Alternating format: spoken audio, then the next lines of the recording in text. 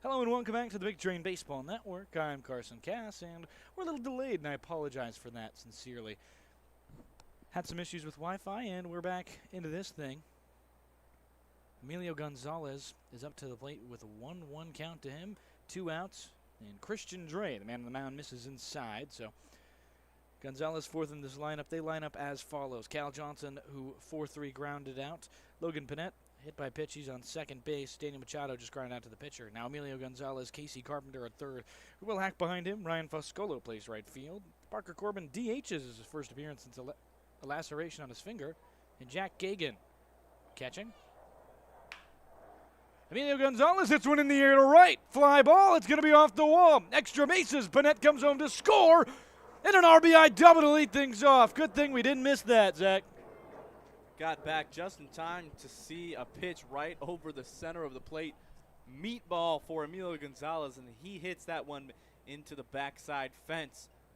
Logan Panette comes through and scores the first run of this game. Second game of the doubleheader for the Bethesda Big Train. He had 2 RBIs the first game, and now one more as he's put the Big Train on top 1-0. Christian Dre, man on the mound. He'll wear the likes of number 23 out of Richmond. The right-hander's a rising sophomore, big, 6'5", 200. It's his 4th appearance of the year. He's got a 1.29 ERA. He's been fantastic on the mound. That is only his third run, given up all season. Or second, yes. First pitch, fouled back off the bat of Casey Carpenter. Here's how they line up defensively very quickly. King, Acosta, and Polizzi. Marco Polizzi is the newest addition to this team. Gibbs and Kim in the middle infield. Camacho, Fricke. So same infield other than Kim instead of Cutney at second. And Kelleher makes up the battery with Dre tonight. So 0-1 to Carpenter. Fastball a little high, and he can't hang on to it.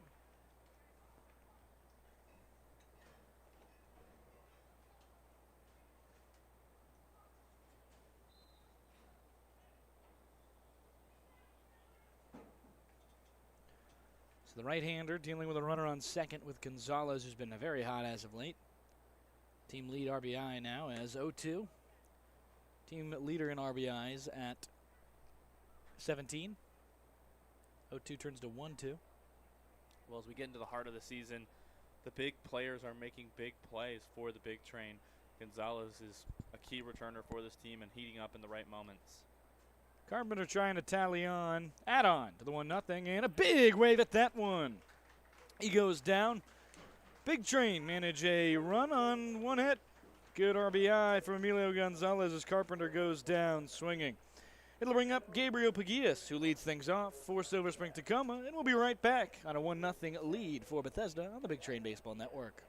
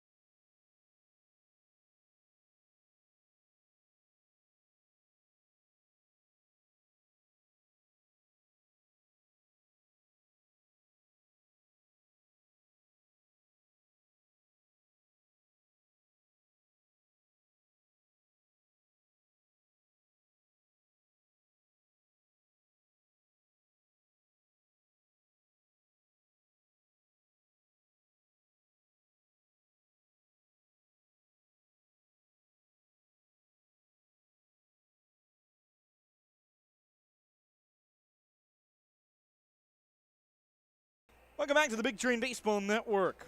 Ashburn, Virginia native Bryce Dolby takes the mound. His fifth appearance this year, all starts. Yeah, been a big starter for the Big Train. Pitched 12 innings, gets more and more innings every time he's with them. Been really, really effective. With an ERA of 4.38. Last outing against was a good one for him, and his whip is at 1.5 right now, so really good so far and really been effective, Carson, as a starter. Last time against Silver Spring, I didn't want to – I cut you off there, to be fair, because I didn't want you to read something wrong. I didn't want you to say something wrong. But his last game, he's had 2 games since, but he had a very good time last out against Springfield. Wow, Silver Spring-Takoma, just not at all where we are. Getting confused because he had guys from Ohio on this team Illinois. Wow. For this team, so we're all over the place as first batter for the Thunderbolts steps up to bat. Speaking of Ohio, as the first pitch is in there to the leadoff man, Pagias, return to our catcher, Parker Corbin, who left with a laceration. He was still in the portal then, but he just committed, the Loveland, Ohio native, to an Ohio school of Akron. He'll be with the Zips next year. Lovely mascot. 0-1 from Dolby to Pagias, and this one, ground ball right side, collected by Gonzalez. Throw to the pitcher, and he beat him! Dolby, a fantastic play at first on the reception to get there and beat him. The runner cannot believe it. Dolby making a quick play over there to dash and try to get to the base. A little bit of a all-out sprint there, and Dolby is able to get there just in time to get the out.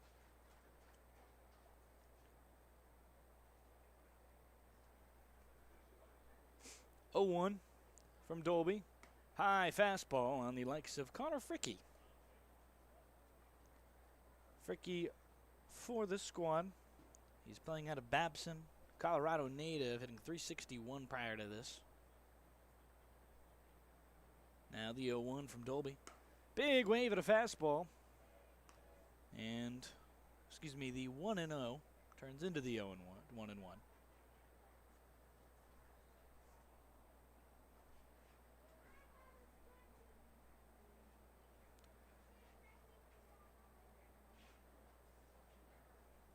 One's for Dolby.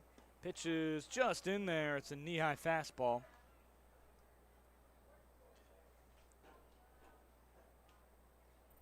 It's interesting, Carson. We're playing about 12 and a half innings tonight in 2 games.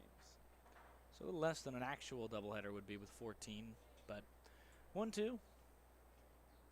Pretty long one. Big Train had 6 straight innings where they scored runs, and that was extended, or actually 5 straight. That was extended to 6 in the first inning. As in the top, if you missed it, Emilio Gonzalez hit a RBI double to bring home the likes of Logan Panett. He seems to have finally found that fastball. Fricke down now 1-2 after a foul ball. Watches one go by. Fricke strikes out looking, and there's 2 outs to start the frame. Great start from Dolby, making a big hustle play to get his first out over at first base, and then sitting his second batter down and back to the dugout. Dolby cruising, and the Big Train using their momentum from the win they just had here in order to bring one more home.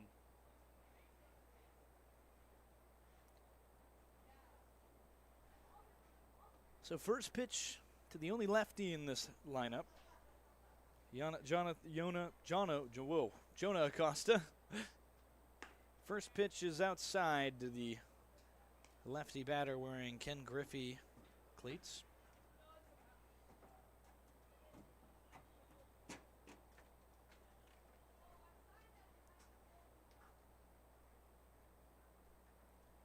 One-0. Fastball on the outside part of the zone in there. Watches a strike go by, and now count at 1s.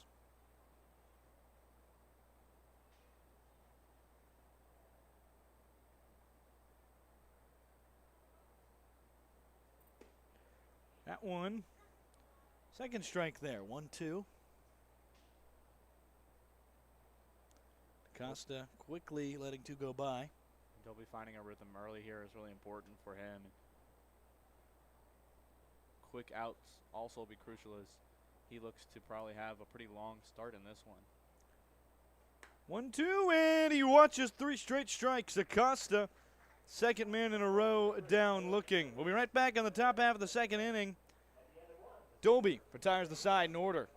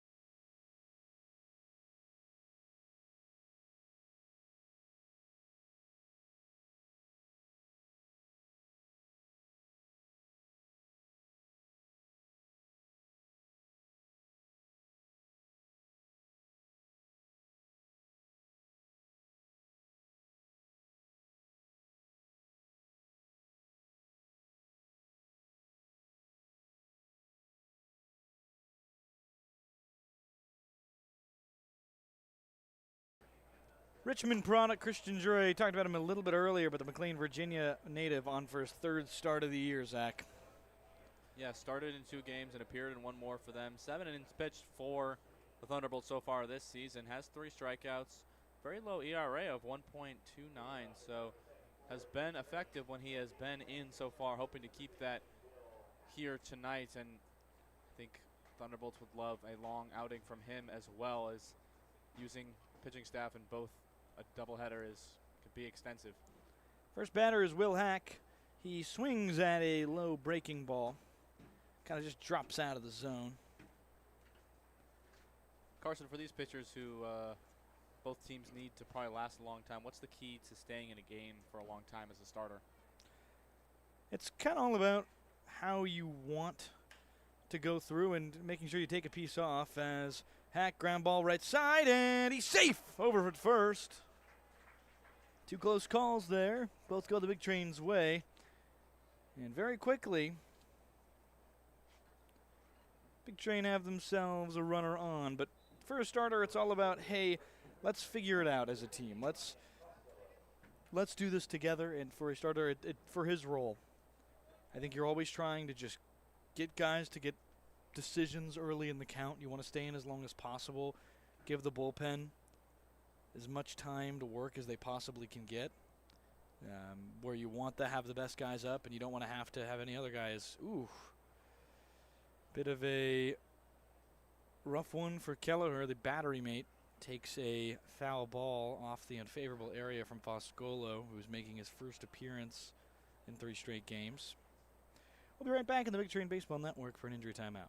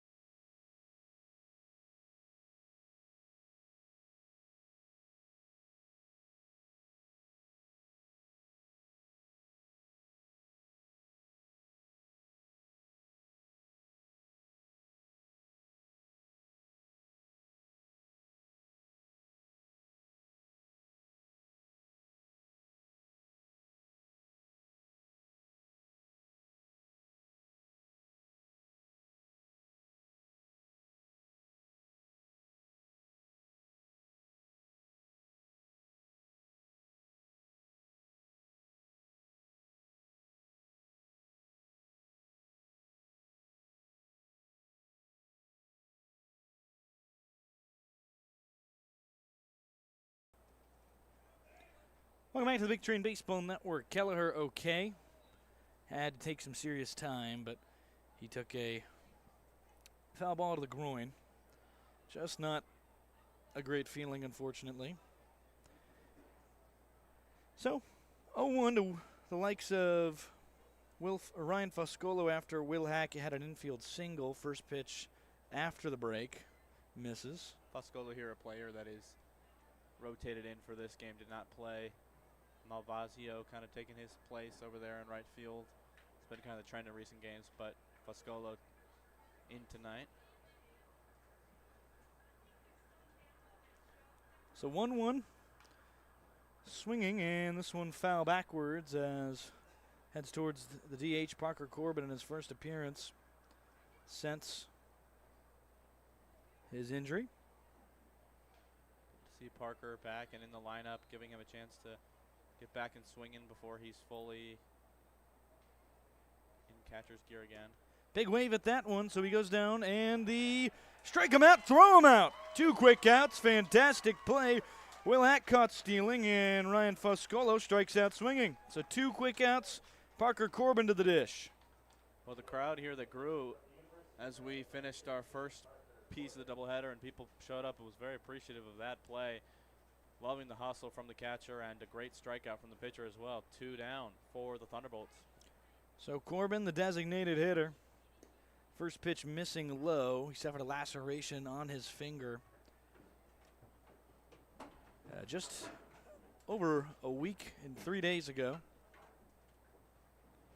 Committed to Akron in that time, so the newest member of the Zips comes in with 2 gone. After that first pitch low, Dre again, and that is a high curveball. Ball just not able to find its way inside enough and stays outside for ball 2. Misses low, and again makes it in there, excuse me. Or misses low. 3-0 count. And that one in there.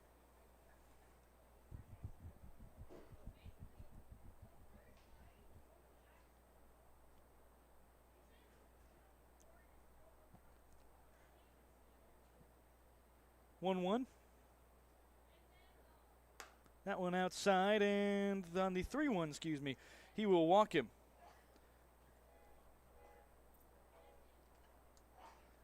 Big Train have another base runner in Parker Corbin, who walks in his first time up, as Jack Gagan will have himself to the dish. Back-to-back catchers at the plate for the Big Train. Gagan coming in to this Big Train squad after an injury to Parker Corbin. So, but a nice addition as Pichardo for the Big Train, likely to not return. First pitch strike to Gagan, who's making his first appearance since last time out on Sunday.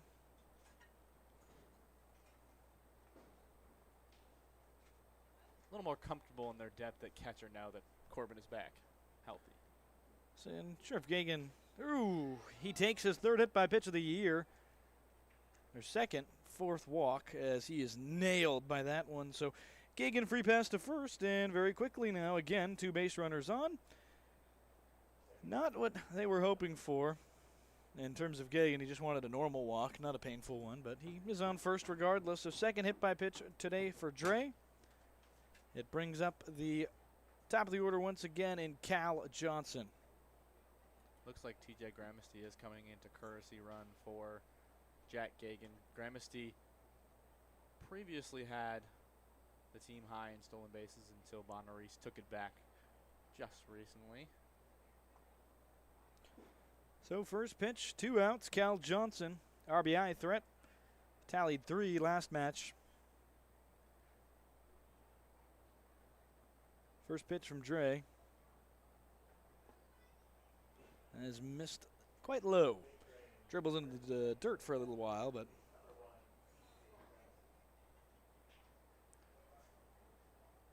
1-0 count to Johnson, who's going to just try and find anything he can hit. Won't let Trey get him on anything not there. So 1-0. Missed inside, and a good save by Kelleher, who's fearless despite taking a ball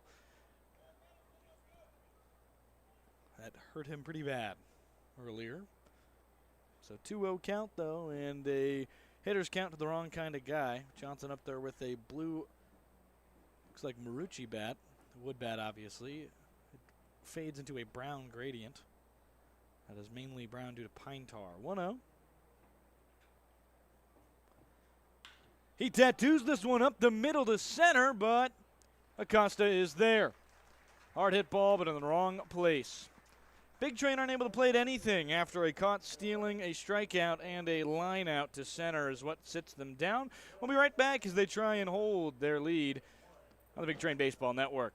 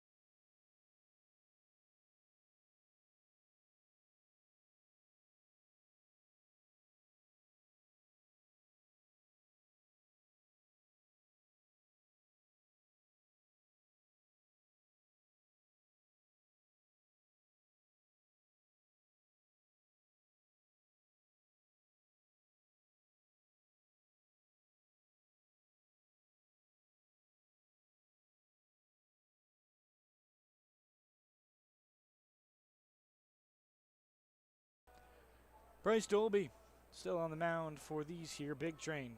Got him 3 up, 3 down in the first inning. Gotta wonder, what do you think is going to be the key to Dolby going deep into this game tonight? Well, I think it's exactly what he was able to do in his first inning pitching tonight. I think, and that is exactly getting quick outs, whether that is by contact or by strikeout. It doesn't really make a huge amount of difference in terms of longevity, but getting them quickly and not finding himself in too many long at-bats or duels in this game will mean that he can go for 5 innings, which is the majority of this game, because it's 7 innings today. So first man up will be Mason Kelleher.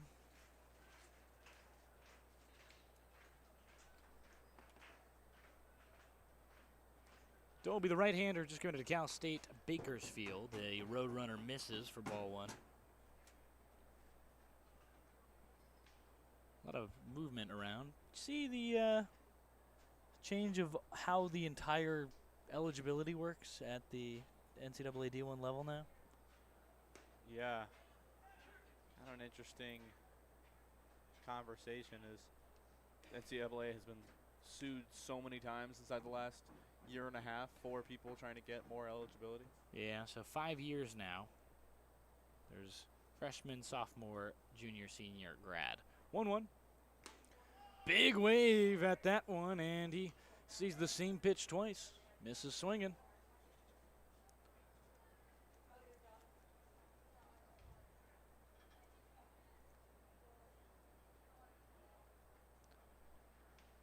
So the 1-2 count as Dolby looks to extinguish his 3rd batter in a row, the strikes. And caught looking. 3 straight strikeouts looking for Dolby. Kelleher knew it there, chatting with his next teammate who is coming to the plate there about what he was seeing at that at-bat, and maybe a little bit about how the home plate umpire is calling the zone tonight. Smart catcher. Telling his teammates everything they need to know about the man on the mound, Dolby, who is pretty well scouted. First pitch, it's a fastball at the eyes and convinces Joey King to swing at it. King, a poor start to the season, has picked it up recently, hitting .250 with a .362 OBP. Now the 0-1. Half swing and didn't go.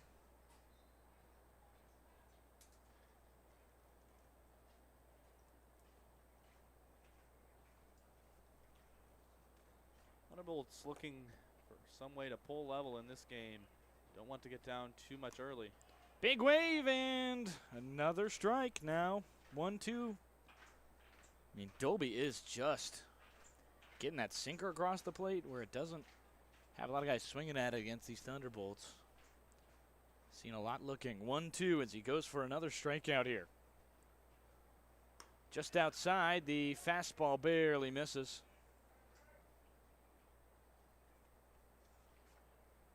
Nice frame job there by Gagan, but not quite able to convince the home plate umpire that that one was inside of the zone.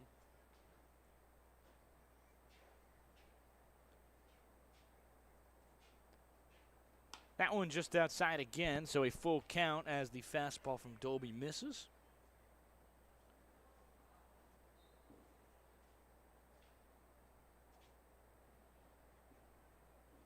Jack Gagan has been a great addition for this team here so far for the Big Train. Fouled back right towards us. And something you mentioned, Carson, is Gagan really has a lot of experience and prowess in his framing and blocking abilities behind the plate. yeah, it's been very good tonight. 3 strikeouts looking, 3-2, full count. They'll dance again. Dolby strikes him out, swinging. 4 straight Ks for Dolby. As Marco Polizzi will have to try and break that streak in his first Cal Ripken Senior League at-bat. Righty bat out of Millersville. So teammates on this team all around. As just rolling on the mound is Dolby. It's the best we've seen him so far, as it's a great change and it's in there. Dolby Maybe a can't slider. seem to miss the zone right now. It's a great slider, as you mentioned there. That one just catching the outside portion of the zone.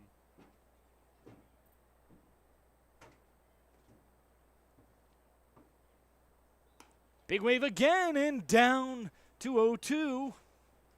He finds another batter as Polizzi can't catch up to that fastball, which hangs in the high 90s. Mid-90s. High 90s for here, I would suppose, is probably the equivalent. Sinker can touch 95. A sinker. 0-2. It's just incredible. Strikeout swinging. Nothing but gas. 3 straight strikeouts. He retires the side via the K, and 5 straight total. Dolby rolling. We'll be right back on the Big Train Baseball Network as they try to add on to a 1-0 lead.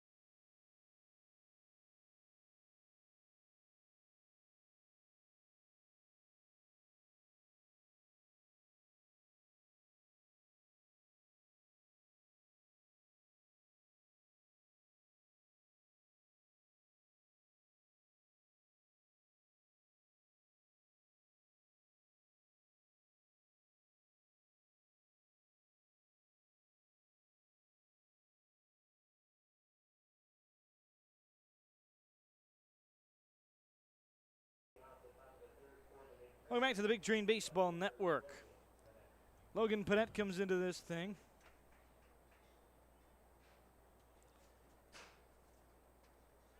Panett, just like the rest of the Big Train lineup, has been great from the batter's box so far. Hitting .321 after last game with a collection of 8 RBIs. Also stole a bag, so 7 for 8 in the steal department. First pitch to him is a strike from Dre. Right he goes again, and curveball is lined into right. Panett has himself another single. As misplaying right. Can't pick it up. He's into second diving. Logan Panett has himself an opening single that turns into 2. Well, a nice piece of hitting there in order to get into first base, and he sees the bobble and makes a decision really quickly. I think the most important part of reaching from first to second on maybe a bobble or an error is to not hesitate at all. And as soon as he saw that bobble, he knew he was going second, and it created the right fielder to try and hurry up and just was not able to make the play as he dives into second. Unfurls some chaos into things.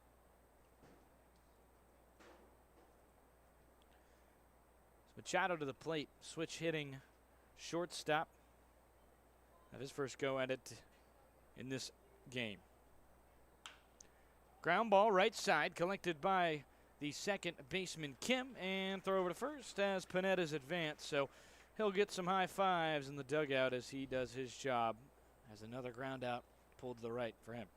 Yeah, well done for Machado, putting a runner in the exact spot where the RBI leader of this team and key returner Emilio Gonzalez steps up to the plate with his eye on making contact.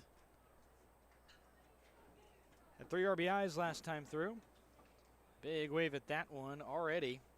An RBI in his tally today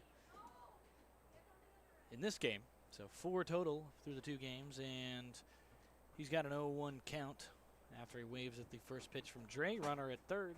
Prime scoring opportunity to score Panett a second time.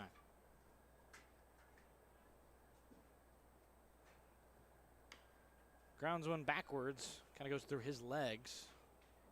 And now quickly 0-2 as he was waiting fastball and kind of got caught swinging early at 2 breaks. Team leading 17 RBIs. League leader is Lynn Springmeyer of the Crop Dusters with 20. 0-2, and that one is missed way outside. Little waste pitch from Dre. Good patient for Gonzalez, who he said was a little bit advantageous on his first 2 swings there and knows he needs to dial it back for just a second. Had a second stolen base last time, too. Last game. Hitting a 283 chip, 397 OBP. So that OPS was at 738 before today. It's at 755 right now. Wondering with his base stealing that we've seen a little bit, maybe part of his kind of refreshed mentality is he knows he's a great hitter but was in kind of a slump to start the season. 1-2. Lined into center, 1 out. It'll be deep enough for a sacrifice fly if he can get there, and Acosta does. So an out made, but a run given. Carmick Det, second RBI for Gonzalez. I crack myself up, even though I'm not that funny sometimes. Well, the RBI man does it again for the Big Train. His slug, maybe a little under what we know he's capable of when you see him hit the ball, but still been so effective when he has a guy in scoring position. He's going to make the play in order to bring them home. Casey Carpenter, his 13th game of the year. Struck out last time to end the inning. Hitting 194. That was the 7th strikeout earlier. Only 6 hits, but 5 of them have been doubles. So when he makes contact with one, it goes far, and he walks a lot. So more of a 3 true outcomes guy, but instead of the home run, it's a double. Well, yeah, and he does it well here for the Big Train. Kind of interesting to see him and Gonzalez both in the lineup. Often Carpenter is coming in as the replacement at first for Gonzalez in games. Curveball is just missed. Bit low. 2-0 lead for these Big Train now on a 2-0 count for Carpenter. Carpenter, a very big swing at a upstairs fastball. He's way under.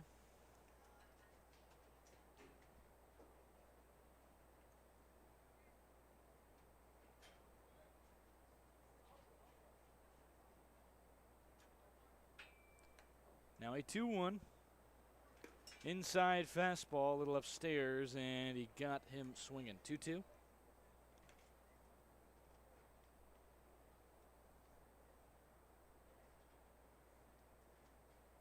Carpenter just calming himself down in the box there, taking a breath.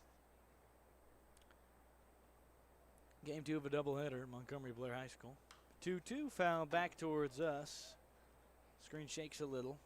Well, you mentioned the doubleheader, Carson. How much does this game and these two potential wins for the Big Train matter in terms of standings in the Cal Ripken League? Well, there is a Montgomery Cup, and it helps them there.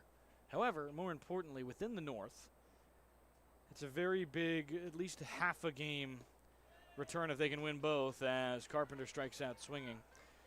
If they can get one here, they can get 2 across the board, and maybe a loss tonight from Olney. They draw suddenly within a game, and we play Olney soon. So we'll see what they can do. Big Train still up 2-0 after Carpenter goes down looking. Right back on the Big Train Baseball Network.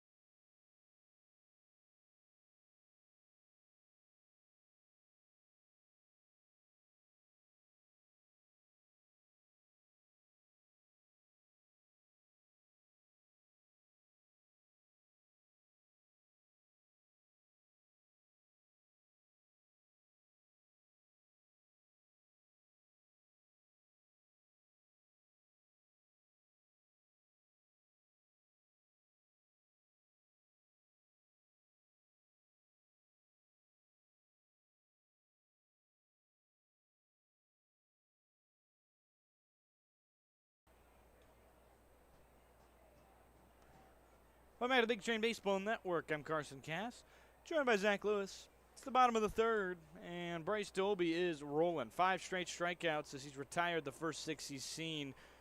Marco Polizzi, the most recent victim of the strikeout. Sam Camacho Jr. will come to the plate. Not exactly the day he's hoping for, or they are hoping for over there. Trying to get on top of the Big Train early, kind of the only way to beat these guys, but Thunderbolts have come back before. They'll try and do it again. They've scored no less than 9 in every appearance they've seen against Bethesda. That could change here. Big Train in there, black aways with gray pants below. Sam Camacho Jr., the third baseman, will have rights to the right side batter box as he tries to break the streak of 5 straight strikeouts. Dolby, a little smile as he waves off the first pitch.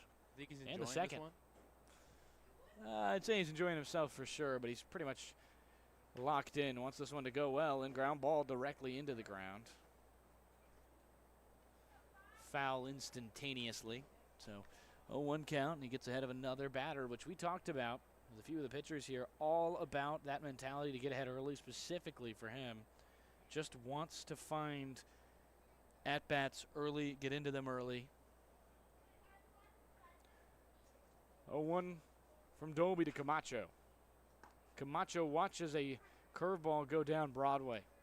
And part of getting ahead early, Carson, is these players come in from their college with oftentimes pitch limits from their college coaches, as they don't want to get overextended in the summer in their off season.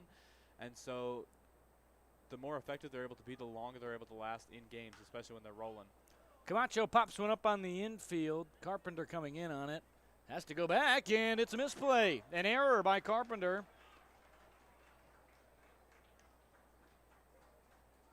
No wind here tonight, so on the 0-2, popped up on the infield, and an early base runner.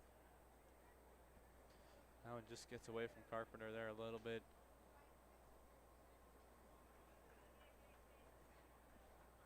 Big Train staying calm, though.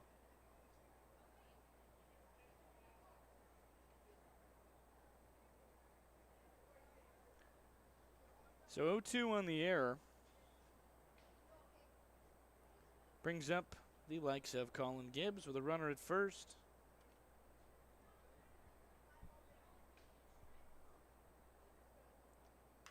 First pitch popped up on the infield the other side. Gagan's got to look at it, but it will go out of play. Well, the only upside of reach on error to first base is that Big Train now defensively have the opportunity for a double play. 0-2, or 0-1, excuse me.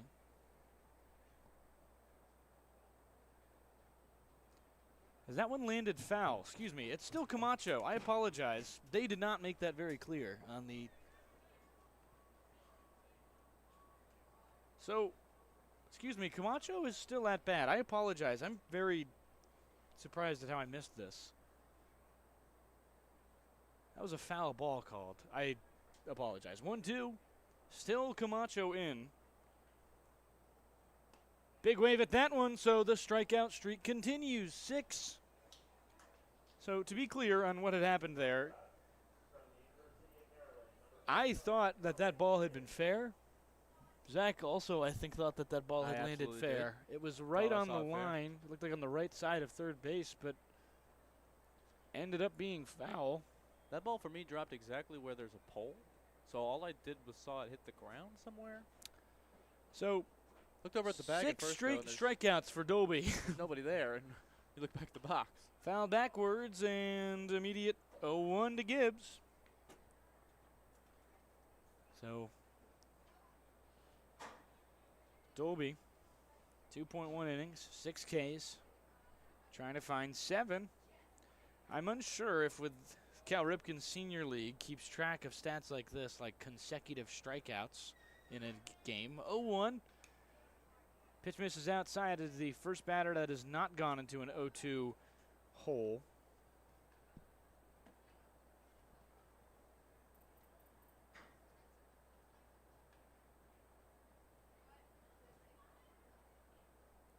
Oh, 1. Fouled backwards and foul, obviously. So, 1-2 count.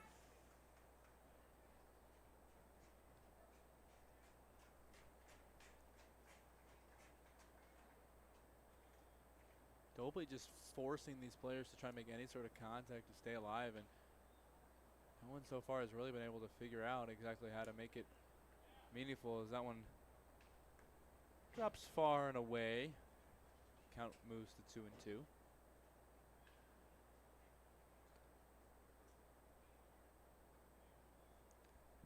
One-two as 2-2 comes and lined up the middle, a base hit. They finally get a base runner on, and Colin Gibbs is the beneficiary. A single for him brings up Matthew Kim. So 6 straight Ks ends finally there for them. Well, Gibbs makes me eat my words a little bit on that one, saying that nobody's really figured out Dolby, and he does on the next pitch as he sends that one right into right field, gets down right before the right fielder. It's a solid single for him, and base runners are going to be crucial for a Thunderbolts team that need to get going quickly if they're going to have a chance at this one. First pitch on the low corner, good, strike 1.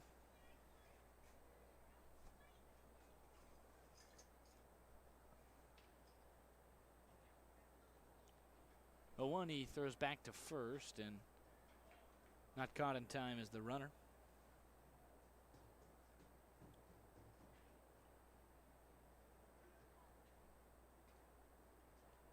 So the 0-1 again. They'll dance. Line down the line and right, foul eventually. It careens off towards the trees.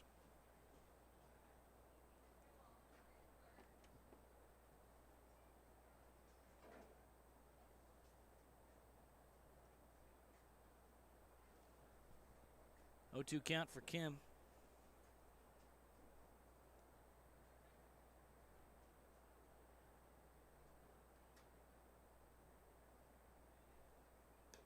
Just misses outside.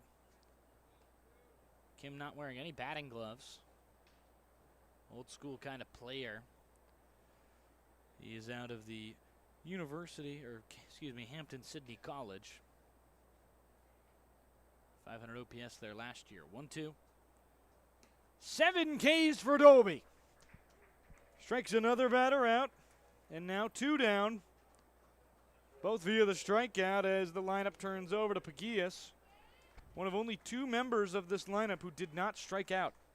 Well, Gibbs gets rid of the strikeout streak, but it does not shake Dolby as he gets the next batter swinging. Sits another one down. 7 strikeouts. Hasn't completed 3 innings of work yet. Pitch back to first. He's been very efficient, too. Hasn't been very long at bats. Typically 3 to 5 pitch strikeouts, which is pretty, not rare, but rare that it happens as much as it has for him.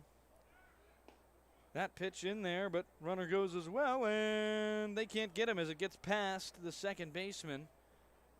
Throw gets into the outfield as Gagan faces a tough bounce from the lip of the infield, and runner will wait at 2. Stolen base for the likes of Gibbs. Yeah, Gagan saw it early enough to make the play. That ball, unfortunately, just taking a weird hop off the dirt, so the second baseman not able to make a play on that one. So righty, Dolby misses high.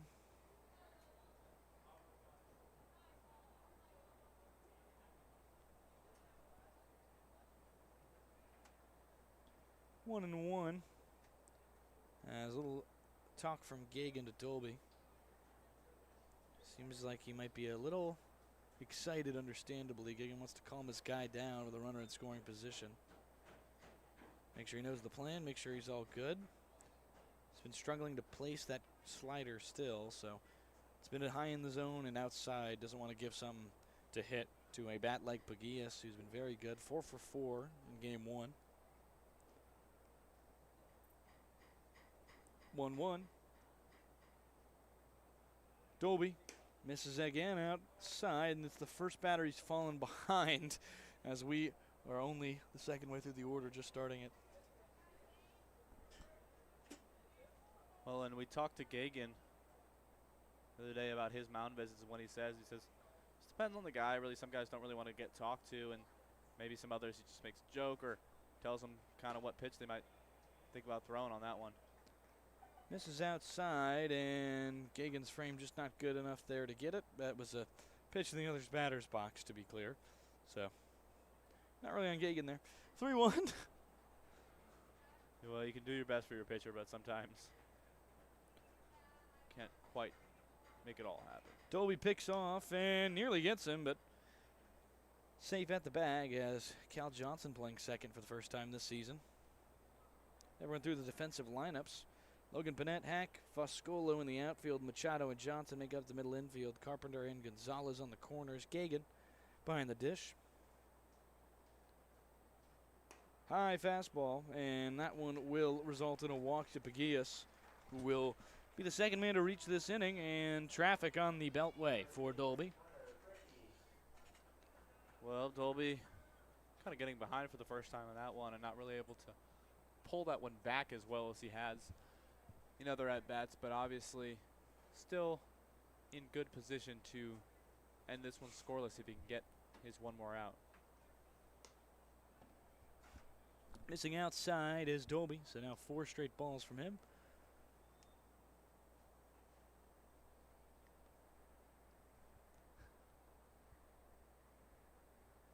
(2-0) lead with 2 runners on. Tying run at first for the Thunderbolts in this 7-inning matchup.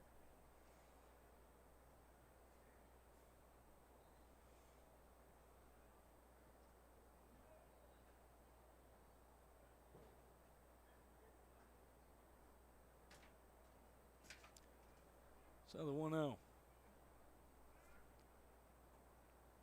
That's a strike fastball on the, 2-0 is now 2-1. 6 straight balls, and he collects himself there to earn a strike. Dolby just committed to Cal State Bakersfield. Comes the 2-1. Big wave at that one. Connor Fricky can't get ahead of that. You mentioned just committing to Cal State Bakersfield. With his speed, especially on the slider, he'll definitely be a key starter for them next season. Yeah, I believe went there on the opportunity to be in the rotation. He's been in some D1 rotations around the league. 2-2, and it's off the glove of Dolby. Can't get it. Worst runner will come home. A second trailing, but they will stop. Put the stop sign on at third. Connor Fricky, an RBI single, crowd getting into it as the Thunderbolts draw within one on an error. Throw in is not there properly, and Pegues will score all the way from first. Only 1 run earned and 1 run given up on that single, so no only RBI for Fricky, but difficult play, and this game is tied. Oh, just like that, the Thunderbolts are back in it, and they've proven many times before that they are able to be scrappy and fight their way back with their hitting in games. But the Big Train just kind of standing, trying to discuss what happened on that hit and not paying attention to the runner who noticed their complacency and got his way home. And some base running errors, as this one is lined into left off the left-handed bat of Acosta, and that will be the inning. So they tie it. It's 2 runs on just a 1 measly hit, but the Big Train are caught sleeping. Thunderbolts tie this one. We'll be right back in the Big Train Baseball Network on the top half of the 4th inning.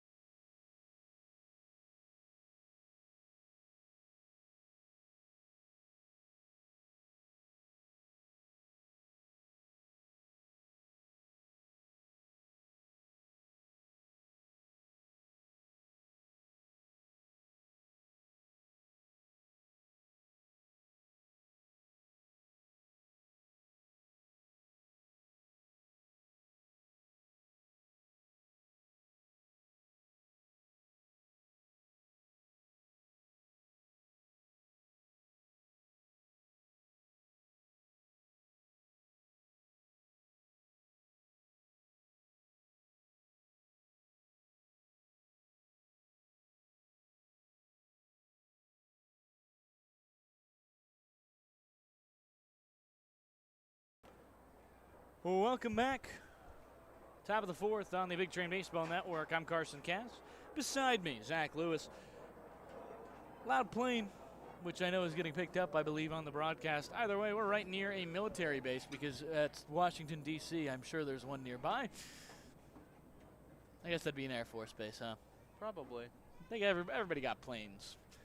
Guess we're doing planes now. Will Hack, center fielder, singled his first time up. Also not too far from Reagan and Dulles Airport here. That plane is way too loud to be flying at Reagan and Dulles, in fairness. You know, Dulles, when I got here, I thought was called Dulles because I just didn't think about how the E would work. Missed inside. Hack nearly struck by a pitch. I've been told that is the dumbest thing anybody's ever done by my friend who is a native of the area. You know, I don't think I'll go that far. I mean, I understand it. It's okay. I mean, Dulles is not that bad. I really don't think it is. I would tend to agree. Dulles is how you pronounce it. 1-1 line into right as Hack collects a good curveball that just hangs.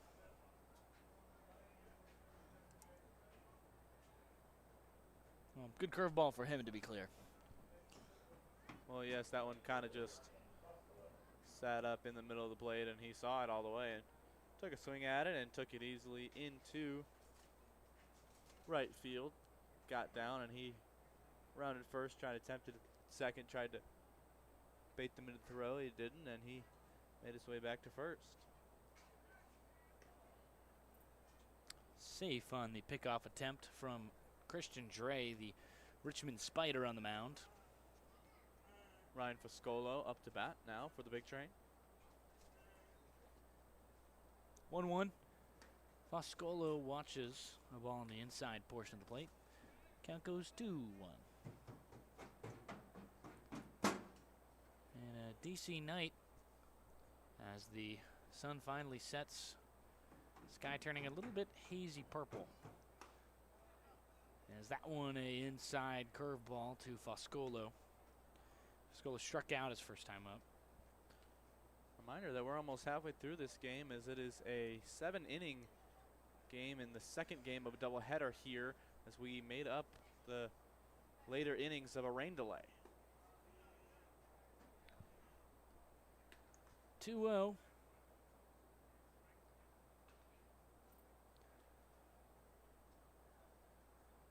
Turns her 3-1, excuse me. 2-1? It's a 3-1, excuse me. Scoreboard kept changing and we thought maybe we were wrong. So now a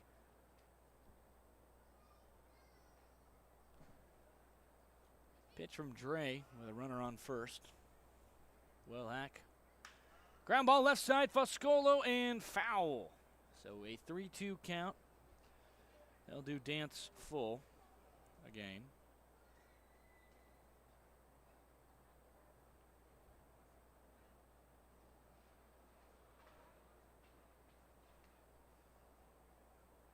Foscolo looking to get one down. First time in a while for the big train. 3-1, he saws off a grounder at a pitch that was at his head. And so Foscolo moves the runner over, but it's collected at the bag. Unassisted, the first baseman retires him. So moves his Will Hack over.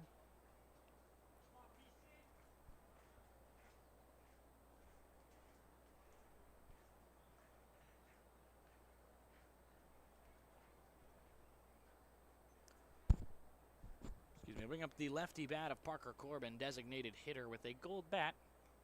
Pretty on par, considering he just committed to a school which one of their primary colors is gold, Akron. Akron, a famous city because of greatest basketball player of all time. Whoa. LeBron. I actually agree with that, but I mean, a little sacrilegious because of where I'm from. Chicago. Curveball is in there. Corbin watches pitch one. In his first return since injury, he has walked one time. 0-1 to the lefty catcher. Designated hitting tonight. Not sure he can catch just yet. Pickoff attempt from Dre, and that one misses. Misses. That one is safe at the bag. Little mound visit. Unsure why the umpire came up with them. Maybe just to keep track of the time.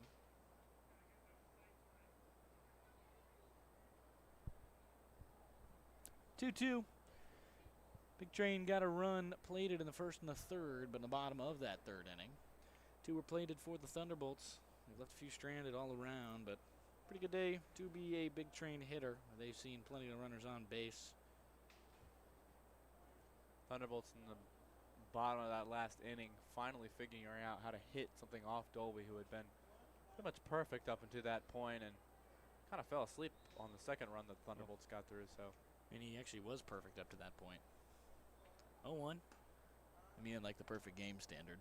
Not yes. like the company, but I guess 7 innings. You can't throw a perfect game truly, but you can get 21 outs. 1-1. get a quality start as well. You can do that. That is something you can do. Fastball backwards as Corbin fouls it off. And a 1-2 count.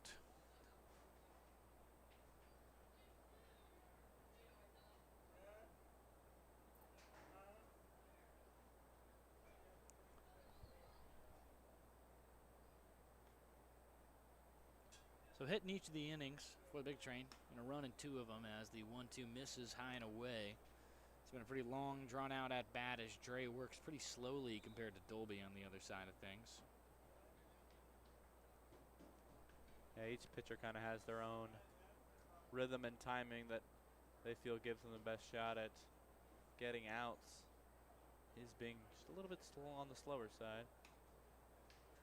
That one misses again, and Corbin works a full count. Good discipline from the Mac's newest catcher. He'll try and come and get some action on the full count dance.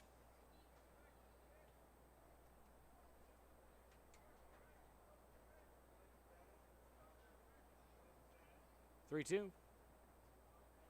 Runner on second. Ground ball left side foul as Corbin keeps himself alive.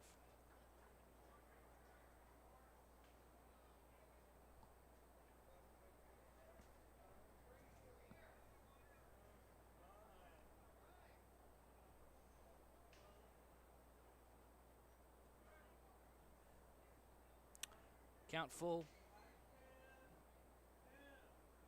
They dance on the 3-2 once again. Here comes righty Dre. Big wave at that one, and Corbin goes down swinging. It's a fastball just a little outside, and a good one at that. So 2 outs in the inning. Runner still over at second is Hack, and it'll bring up the last man in this lineup, Jack Gagan, who wore one right in the spine last time through. Yeah, that's really good discipline on that last strikeout from Dre. Doesn't get rushed or taken out of his rhythm at all and throws a really nice pitch for Corbin, who swings at it and misses. Pop backwards off of Gagan's bat.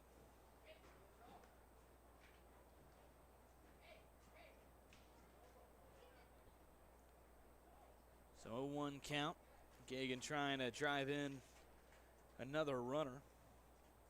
4 games, he's driven 3 in. 5th appearance. The 0-1. That one in there.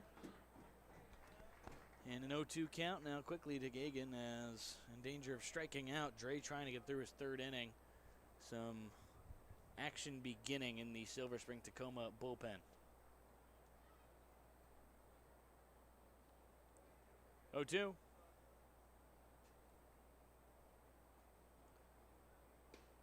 Back-to-back Ks as Gagan goes down looking, and Silver Spring-Takoma leaves another runner stranded. 5 as Christian Dre, only 4 hits given up, 2 runs, and is having himself an all right day. Dolby back to the mound in the bottom of the 4th for Bethesda as we are knotted at 2.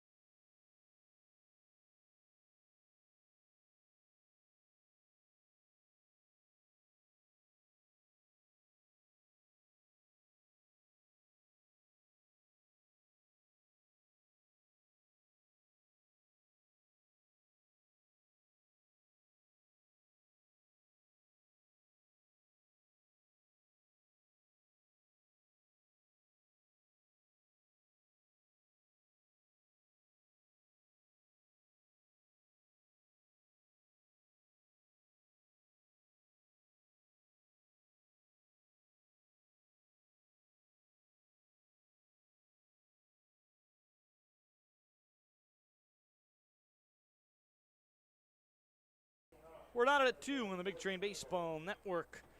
Bryce Dolby returns to the mound for his 3rd inning of work. He has struck out quite a high number of batters this game. 7. It's a high number. 3 of them looking, and they were all in a row, such as Ducks do. Costa into the last inning of the fly out to left, and this one, first pitch to Mason Kelleher, is a line drive single into right. Well, Kelleher came back to the dugout after his last strikeout and was saying something to each of the next batters up. Looked like something about how to hit off Dolby, and then he steps up his next time at the plate and does exactly that. Maybe he noticed something while he was taking his pitches last time that is kind of the key to unlocking Dolby here. I think it's that first pitch swinging. They're going to look after what I've seen to be either the changeup or fastball first, or sinker, obviously. But big thing is all about how he has his control in later innings and how his best pitch is typically his first. Doesn't throw the slider too often on one, and when it does, it typically misses. So it's look fastball, swing on the first pitch, or slider don't. 2-0 count from Dolby. Fastball goes at the quad level. And a quick shout out to my friends over at Sox on 35th, as we've officially won the White Sox Charities Days t-shirt, I guess, race. The Pierce Foundation, who we are supporting, gets a $5,000 donation from the White Sox. You actually bought a shirt. I did. I'm very excited for my Sox on 35th t-shirt to arrive at my house by late July.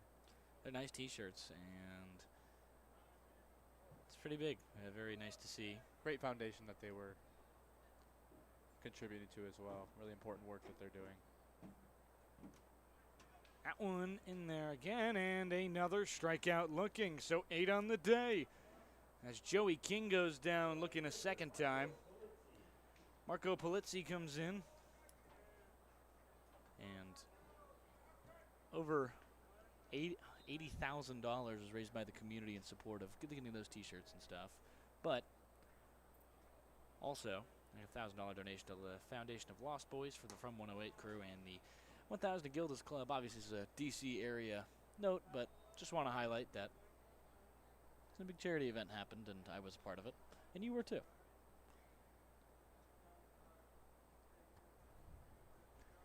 1-0 and back to first. Big Train partnered with a lot of really nice foundations, like Feeding Bethesda. Oh. Big Train partnered with a lot of good initiatives in the area. Yeah, one of the big reasons of the founding for the Big Train by the owner, Bruce Adams, was to kind of give back to the community, specifically to the playing surfaces and fields of public baseball in the county and working on improving those fields for young players. 1-0 count, Dolby.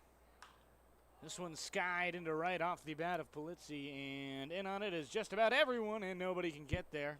Best beat was Emilio Gonzalez, but he lost it in the lights. Tied at 2. Something notable today. White Sox lost 4-3 to the Guardians despite a 2 back-to-back home runs in the 9th inning to tie it, as well as Dansby Swanson on the other side of Chicago against the Mets. 2 home runs and 7 RBIs. And if you go look at the clip on YouTube, it is absurd. There's a bunch of Norwegian fans there as they're playing at MetLife. Or they just played at MetLife. They cut on the Reds broadcast from just nothing after the home run, and like fans are a little disappointed and stuff, and Swanson around the bases to like 40 Norway fans, all like doing like a conga line around Citi Field. It's absurd. It is one of the best clips of baseball I've ever seen in my life. It is hilarious, but it's a very sad day for the Mets. Another Tuesday, having a rough season, as the Mets do, but I would know. Well, it's been fun as well to see the coming together of Sky in the air to center off the bat of Polizzi, and it gets down for a base hit, but the runner to second, they get him on the force, so a bloop as the likes of Kelleher doesn't get fast enough down the line, so they allow a single but get a runner anyway. I think they would have preferred it this way, to keep the runner on first. They get what they want regardless. So single from Polizzi as they're able to extinguish Mason Kelleher. Something interesting about this park that I think we saw in the last times we were here as well, the ball gets lost in maybe the positioning of these lights quite so often. far down. They are pretty far down and really just in an uncomfortable position for high fly balls. For clarity, it's all of these light poles on the infield have the one of the light poles is just 5 times taller than the other ones, which I don't really get, but all of them are a little lower. It's an older field, the high school field. 0-1 turns to 1-1 to the next man in the lineup on their side. Sam Camacho Jr.'s second time up. He struck out first time through. One's to him. Runner at first. Lines this one into left field. Camacho, fly ball, and at the wall is caught. So they get it out there, and the Big Train are able to strand a runner on a scary one out to left. But Camacho, he's out regardless. Big Train maintain a 2-2 tie. I'll be right back in the top of the 5th, as we're only have a few outs remaining for both sides.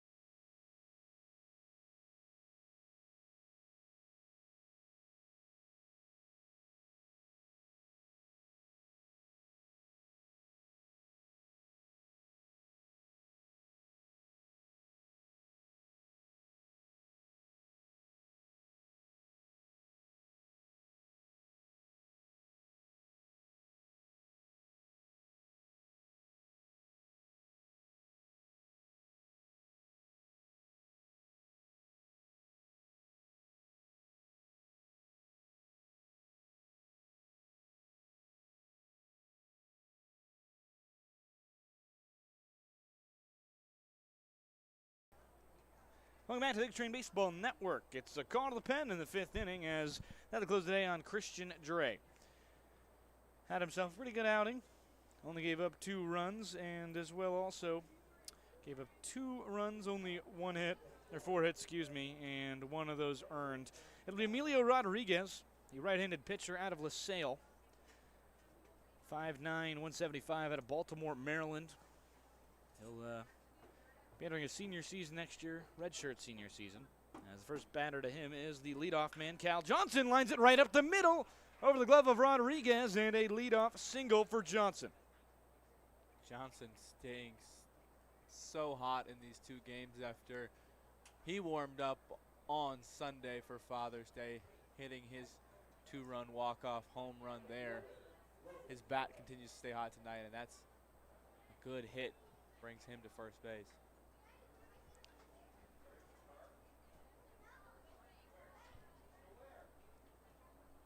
So first man on, it'll bring up the likes of Logan Panette, who watches one on the inside.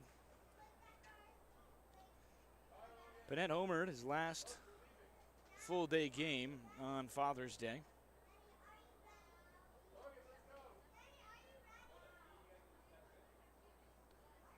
One-0 is skied in the air to center field. Acosta settling under it, and he will get the out on the jump catch. So good pitch there. Could have gone a little worse. Kind of a hanging change, but Rodriguez will have it out. Going back to the pitcher for the Thunderbolts, Rodriguez. Saw action in 4 games with LaSalle in 2026. Pitched only 4.2 innings. But did throw 2 of those scoreless against Iona in April. So some experience there so far with LaSalle. First pitch misses. It's to Daniel Machado. Switch hitting shortstop. Spent his first season at FAU last year as a redshirt freshman year coming up. Would have played had it not been for a wrist injury. 1-0. That one misses outside, so a hitter's count for the shortstop. He's got some serious power.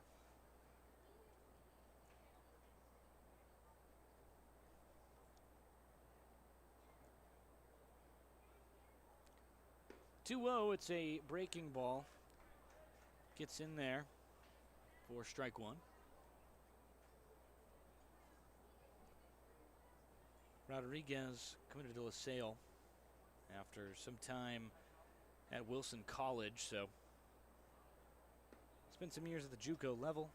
30.5 ERA and 31 appearances among 2 years in 23 and 24 for those Wilson Phoenix. Just under 100 career strikeouts at the NCAA JUCO D2 level. Machado, 3-1, and he walked him. So walk to Machado, another base runner, as Cal Johnson has moved over to second. Very quick mound visit for Rodriguez here. Catcher has a quick word for him as he now has 2 runners on the bags. And a very dangerous one up to the bat for the big train, number 45, first baseman Emilio Gonzalez. Big lefty batter is the reigning Triple Crown winner. He's got 2 runners in scoring position already, 2 RBIs in this matchup. I'm taking the word matchup from you because you keep talking about soccer to me. Can't believe you've infected me. Talking about ties earlier. Gosh. The beautiful game, truly. 1-0. Second pitch misses as Gonzalez watches. You know, I think I've said this earlier this year on the broadcast, but I do believe that the closest that Americans have to the culture of soccer around the world actually is baseball, in terms of its rooted in culture and just the way that it's just a part of everyday life sometimes here in America. Yeah, Gonzalez fouls a 1-0 or 2-0 fastball down Broadway off. So 2-1 the count. And I think that's fair.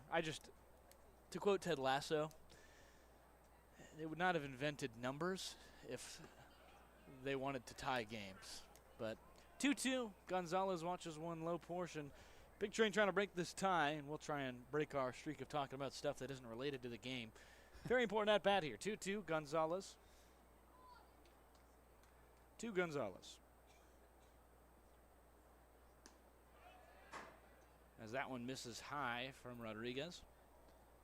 In danger here of loading the bases. It's Emilio Rodriguez to Emilio Gonzalez right now with full count. The Emilios will dance As Gonzalez watches ball 4. A tomahawk throws his bat to the dugout, and bases are loaded swiftly. It's Casey Carpenter, kind of the guy you're hoping for if you're Emilio Rodriguez, who throws pretty hard stuff to hit. Carpenter, a strikeout issue so far in the early season, but when he has made contact, when he's been able to hit, he has hit it very hard. But he also walks a lot. I have the hiccups. Well, the walk will do it here, as it will bring in a run. As you mentioned, Carpenter struggling a little bit tonight, but looking for maybe a revenge hit. And when he does get a good hit, it's usually a double. So Rodriguez has to be careful of this batter here as he puts the second one high. Count goes to 2-0. Coach will have a visit with his pitcher on the mound. Could be the end of the day very quickly for Rodriguez, depending on how badly they think they need this win and how much they feel. And 2-2 with only 3 innings remaining. Oh, trivia question here. Hold on. What baseball player? I didn't catch any of that, I'm going to be honest. I tried to catch the trivia question of the day. I think it was player that was born in the Silver Springs, Tacoma area. Didn't catch the name. I didn't catch it either. I was trying to listen. Winner of that trivia question got an ice cream pop. Big Train looking for a sweet treat here. 2-0 and back to first. Throw gets away. Runner will come home and the Big Train have a lead on, say it with me now, starts with a WPO, wild pitch offense. Even though it was an error at first base from the throw of Rodriguez, still wild pitch offense to me in my heart.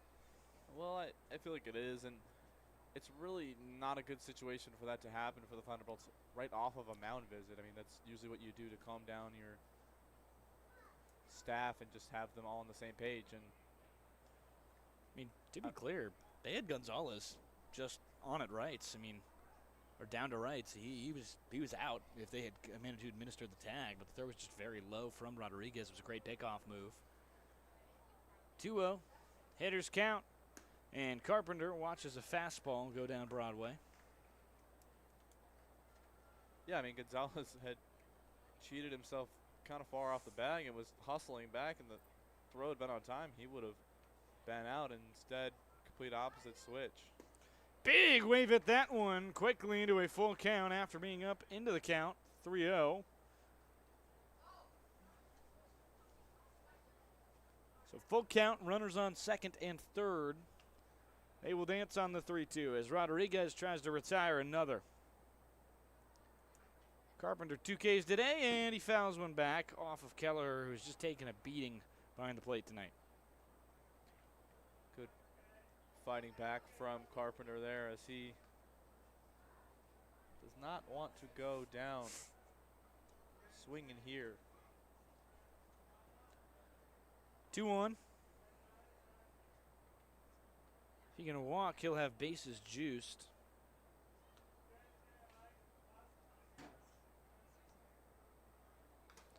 Carpenter fouls one off the mask of the umpire, I believe. And that is a rough one. Hit him right in the neck protector. Ouch.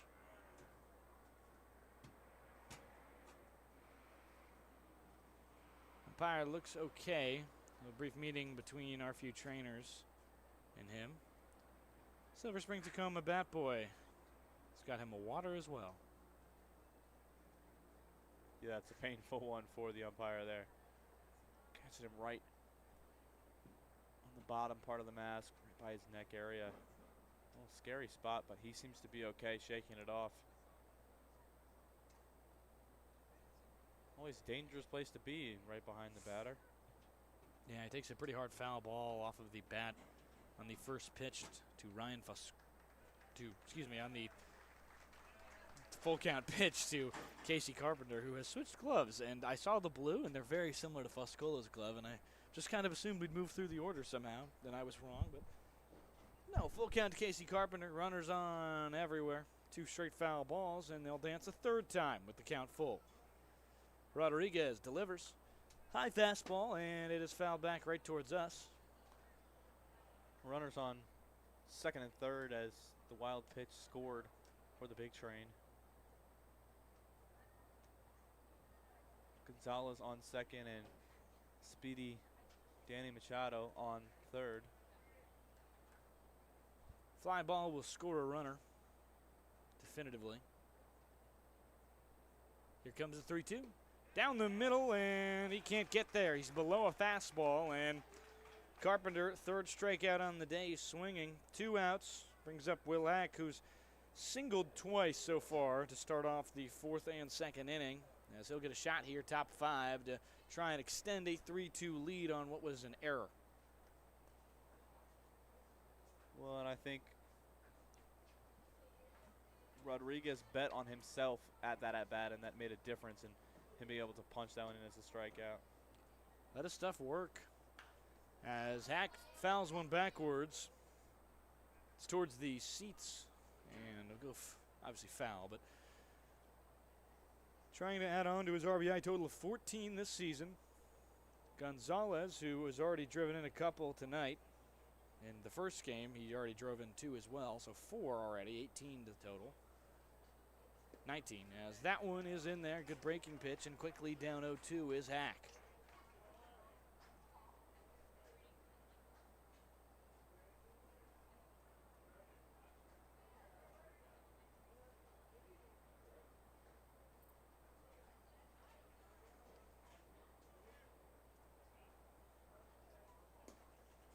Pitch misses again, and we have a 1-2 count.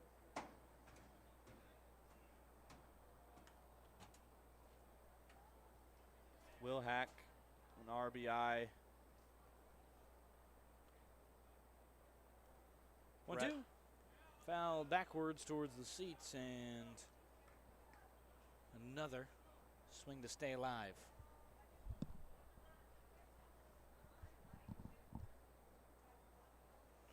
Will Hack has been so good with runners on in these last couple of games. Looking to extend his streak here as he has guys on second and third. Big wave at that one, and 2 straight strikeouts.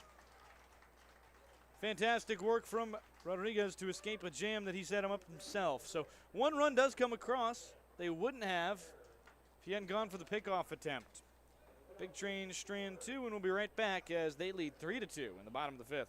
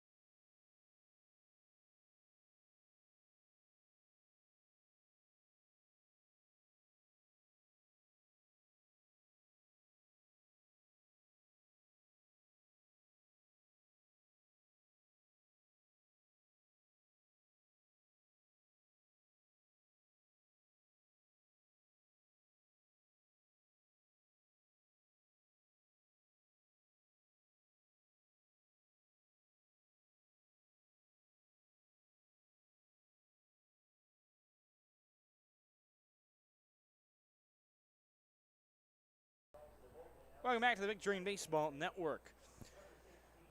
Call to the Big Train. Wow, call to the Big Train bullpen is Terry Kaler, the right lefty. Wow, 2 for 2 tonight, airtight. Kaler just committed to Ypsilanti in Eastern Michigan. Played last year at Gaston College. It's his 5th appearance of the year. The lefty out of Concord, North Carolina. Kaler has done a lot of work as he was one of the first pitchers here for the Big Train and played in their exhibition matches and has gotten a lot of time with them.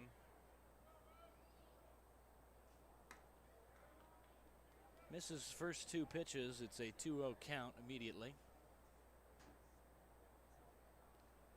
Kaler, a pretty hard throwing lefty, but has struggled to get in the zone. Did help relieve the Big Train out of a tough inning in Southern Maryland. That was his last time. 2 innings there and 3 strikeouts as he gets one down the heart of the plate. 2-1 to the man next in the order, Colin Gibbs. Into this 5th as they're running out of outs here, folks. Only 7 innings we're playing here as this is the second game of a doubleheader. So 2-1, Kaler, southpaw. Misses high. You know, a little unconventional, obviously, the way the Big Train scored there in that last inning. But, you know, you'll take it any way it comes in a game that has been kind of neck and neck since the Thunderbolts evened it on a missed play by Bethesda. They take the lead on a missed play as that ball is high again in the zone for Kaler, and the batter is walked over to first. Quick walk, as you mentioned. So that's another walk administered by Kaler this season. It's been the primary way batters have reached against him. Not been great in the whip department. A 2.64 with an 11 ERA, trying to get that a bit lower. Not a unique problem for him as he's been missing high as of late, which is something he talked about did not happen to him during the season. Gagan taking a second to talk to Kaler. Chat didn't find the zone too many times in that first at bat, just once.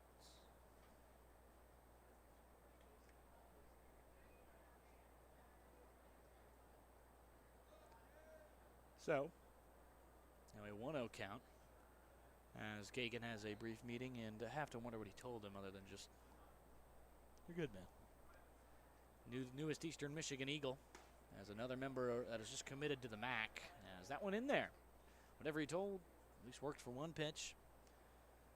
Gagan, a part of now a 3-man catcher group again as Parker Corbin returns to play. 1-1. Kaler misses outside this time and is pretty wild in his arm action.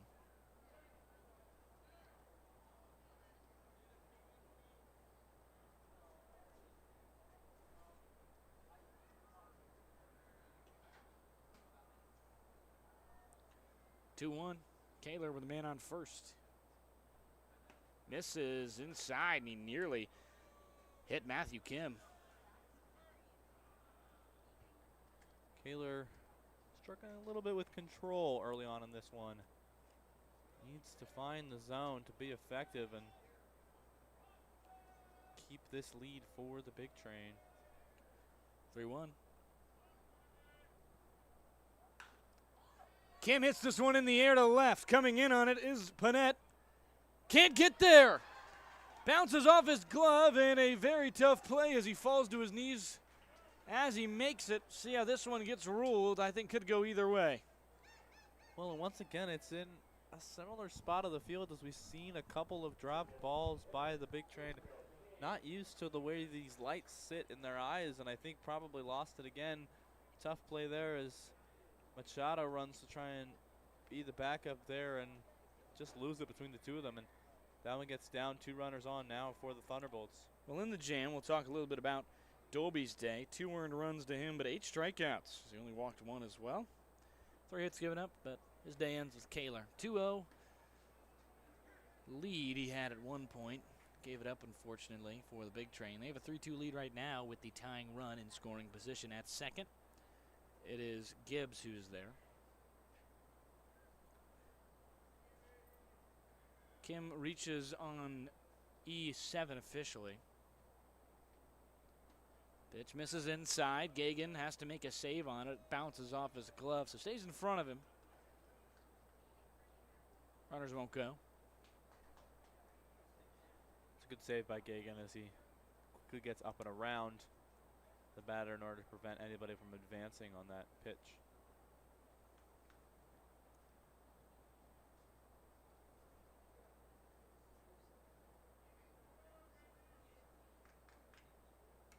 Pitch misses high, and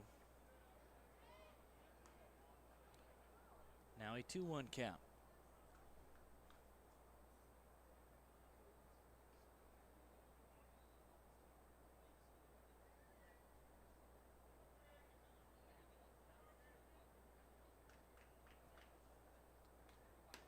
Pitch misses outside again, 3-1. So danger of losing him again. Try not to allow a quick walk. Could be pretty devastating if he does.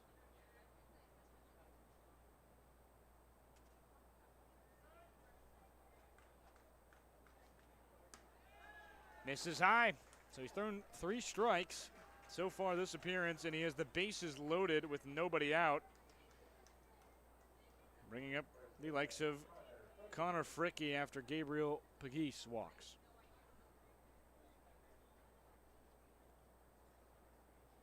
Head coach Sal Colangelo headed to the mound, pointing over to the bullpen. It's Tyrese Johnson. Big righty will get a shot. We'll be right back on the Big Train Network as he'll have to navigate one heck of a jam. Bases loaded, no outs.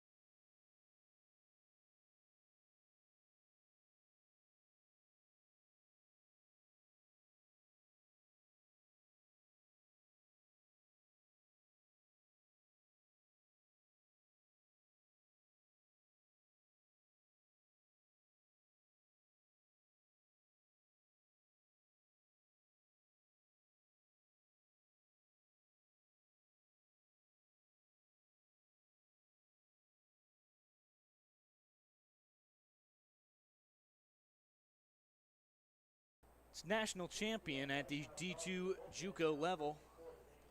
Tyrese Johnson, number 41, comes into this one with bases loaded, one heck of a jam. He will try and escape. He's been on, he's been off, but he is a tough guy to hit, Zach. Well, and big 41 for the Big Train, throwing heat in his warm-up, striping it down the middle, so we'll see if he's able to keep that with the batter on. And if he's on, he's delivering pretty much unhittable pitches, but sometimes does struggle with a little bit of control. First time up against these Thunderbolts, he hit the first batter he saw in the head.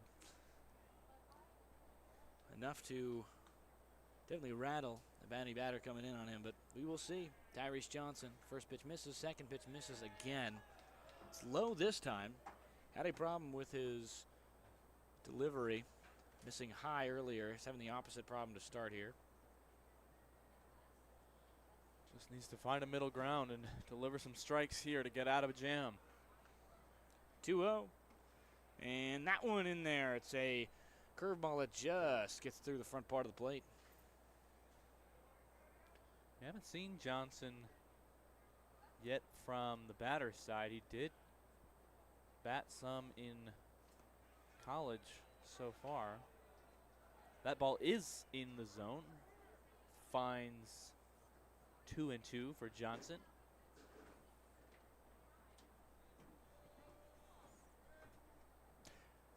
Two and two. It's a good breaking ball, but doesn't drop far enough, so a full count. You know, as soon as he uses a little bit of his off speed here, he's found the zone, looking to do it as well with his fastball. 3-2. This one lined in the air to left field. It gets down. Single given up as one runner will come home. Another trails, and the big train have given up two immediately. Silver Spring has a lead on 2 RBI coming in from Fricky's single. Peguillas moves over to second. The scoring runners were Gibbs and Kim. Unfortunately there with a full count, Johnson tries and throws one down the middle but does not get nearly enough speed on it, and it's an easy hit into left field that brings 2 runners home and gives the Thunderbolts the lead here in the bottom of the 5th. 4-3. Silver Spring has themselves up. Full count was the single pitch. Jonathan Acosta, the only lefty in this lineup, as first pitch misses on the inside portion of the plate if it was a righty.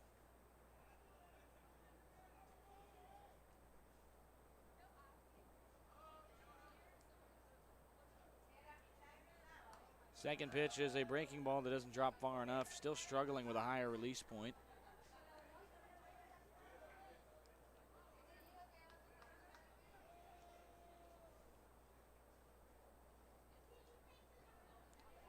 Two-0. That's a good changeup in there for strike one, 2-1 count. Yeah, he needs a little bit more of that. Has to find the zone early in the at-bats in order to sit down some the guys for the Thunderbolts. Check back to second base. The runner is safe.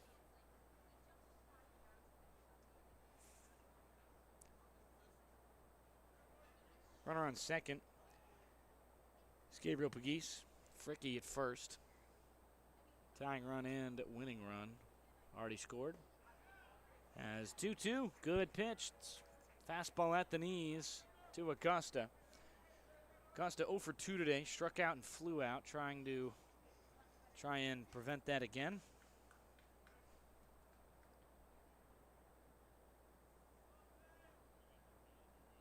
Batter asking for time there as he gives himself a second to breathe.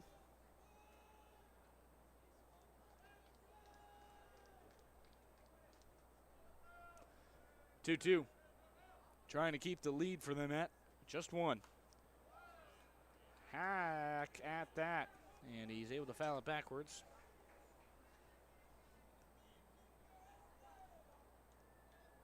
Thunderbolts dugout getting rowdy here as they've taken the lead in the bottom of the 5th. Just trying to will their team to a victory that has been not too often of an occurrence, especially against the Bethesda Big Train.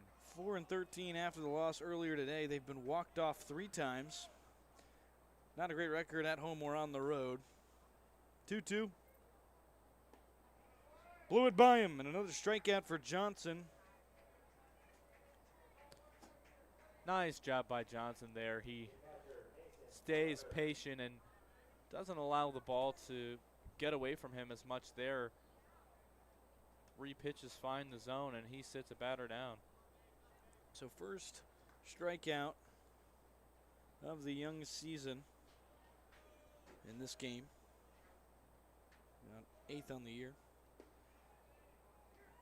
Pitch in there. First pitch strike to Mason Kelleher, who singled his last time up and was eventually stranded. That was the first out on that strikeout. Johnson. Righty delivers on the 0-1. High fastball, and it's inside. Keller has to duck out of the way. Thunderbolts have been walked off or beaten in the 9th inning 5 times. And that's really something. Or late inning, excuse me. It did happen in a 7th inning. That's really something I'm sure they want to work on and fix as a team.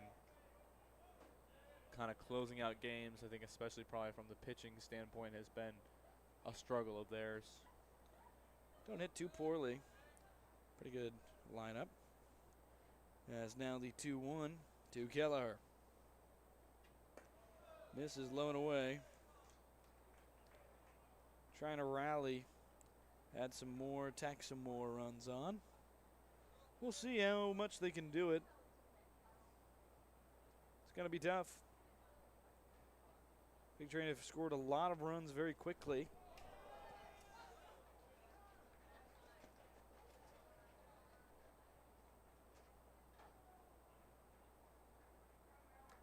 And the 3-1 is wild. Bases are juiced once again for Joey King. I don't think, Carson, I've ever felt more grateful for a netting. That ball was quite literally directly at my face. I'm wondering if it was maybe like would have escaped right past us. It would have been pretty cool if it just split us.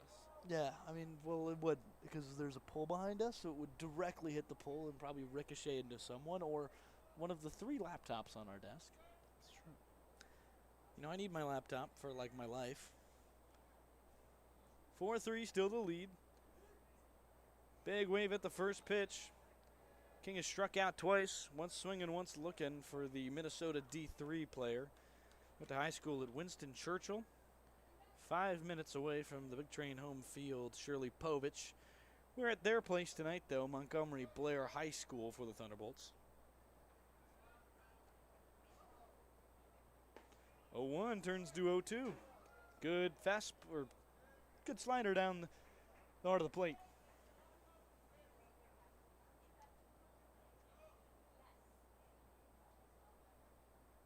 0-2. Fouled off as King manages to stay alive behind a curveball.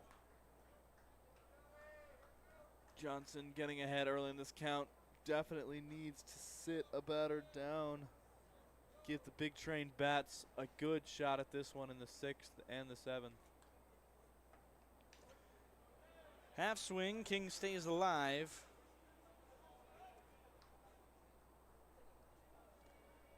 Fatigue setting in for some of these guys. I know Machado has been out there. I mean, he's already seen the plate 9 or 8 times tonight. Maybe me too. 0-2, Johnson. Runners at first and second. Fastball is high, so 1-2 now.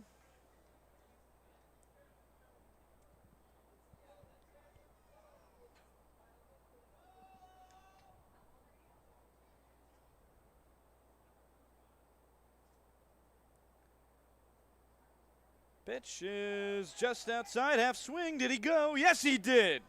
King strikes out again, and he knew it. Hoping the ump gave him a favorable call. He did not. So 2 Ks for Johnson. Has the chance to save this in the way that they're hoping. Only giving up 2 runs, both of which not earned against him, but he is in possession of the loss with 2 unearned runs. Brings up the likes of Marco Polizzi. Well, that's definitely an important strikeout for Johnson there. Not only for the Big Train as he gets a big wave at that one for strike 1 to his next batter, but for him as well, who been working on his control and finally on the last 2 batters has seemed like he's been able to find it better, paint the zone a little bit, used a little more off speed and get his rhythm. Throw misses low.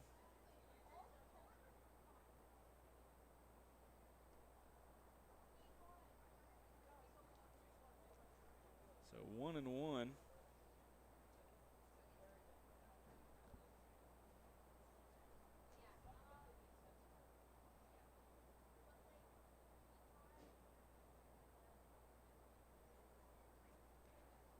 Quick little brief moment as Gagan took a hard foul ball or took a hard, ball. It kind of just ricocheted off his glove downwards. You know, hit about the same spot the umpire got hit, just kind of right above that chest protection and below the helmet part, just kind of in the neck. Obviously some protection there still, but kind of can take your breath away for a second if there's impact to your windpipe area. 1-1. Count to the batter, Marco Polizzi, in his first appearance. Big spot here. Give a cushion that is needed. Watches a fastball on the outside part of the plate. Strike 2 against Millersville's infielder.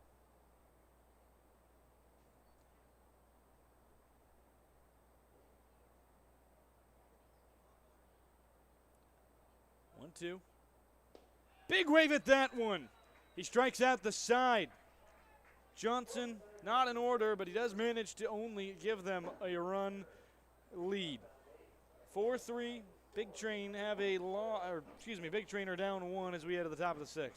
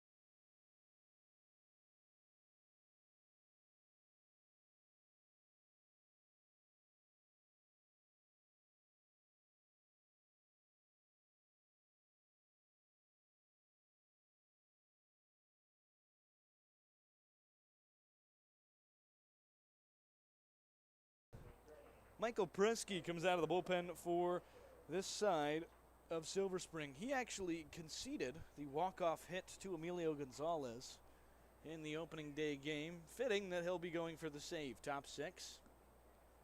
We'll see if he can go through 2 or if they'll want him to go through 2 as he's in his 6th appearance of this season. 10.2 innings pitched and an ERA, couple ticks above 750.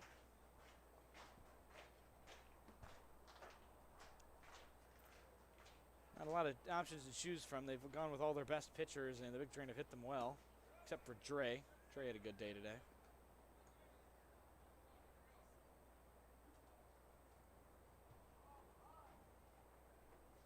Two-0.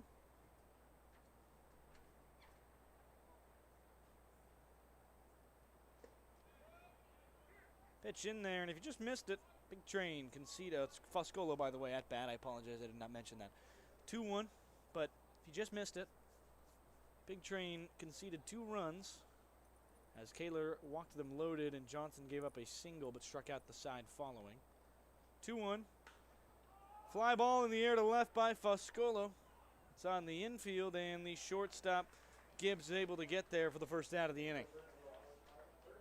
Foscolo has drawn contact a good amount of times this season, but hasn't been quite successful contact in too many outings for him as he flies out again tonight. DH Parker Corbin up to bat.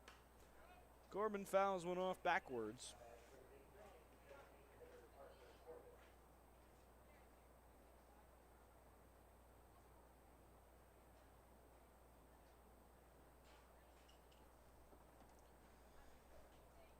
Oh, 1. Corbin watches a pitch low. He's been pretty disciplined today. He's 1 for 2. Or 0 for 1, excuse me. He walked and struck out. 1-1 to Corbin from the righty Presky. Presky notably bats lefty. Pitch missed inside.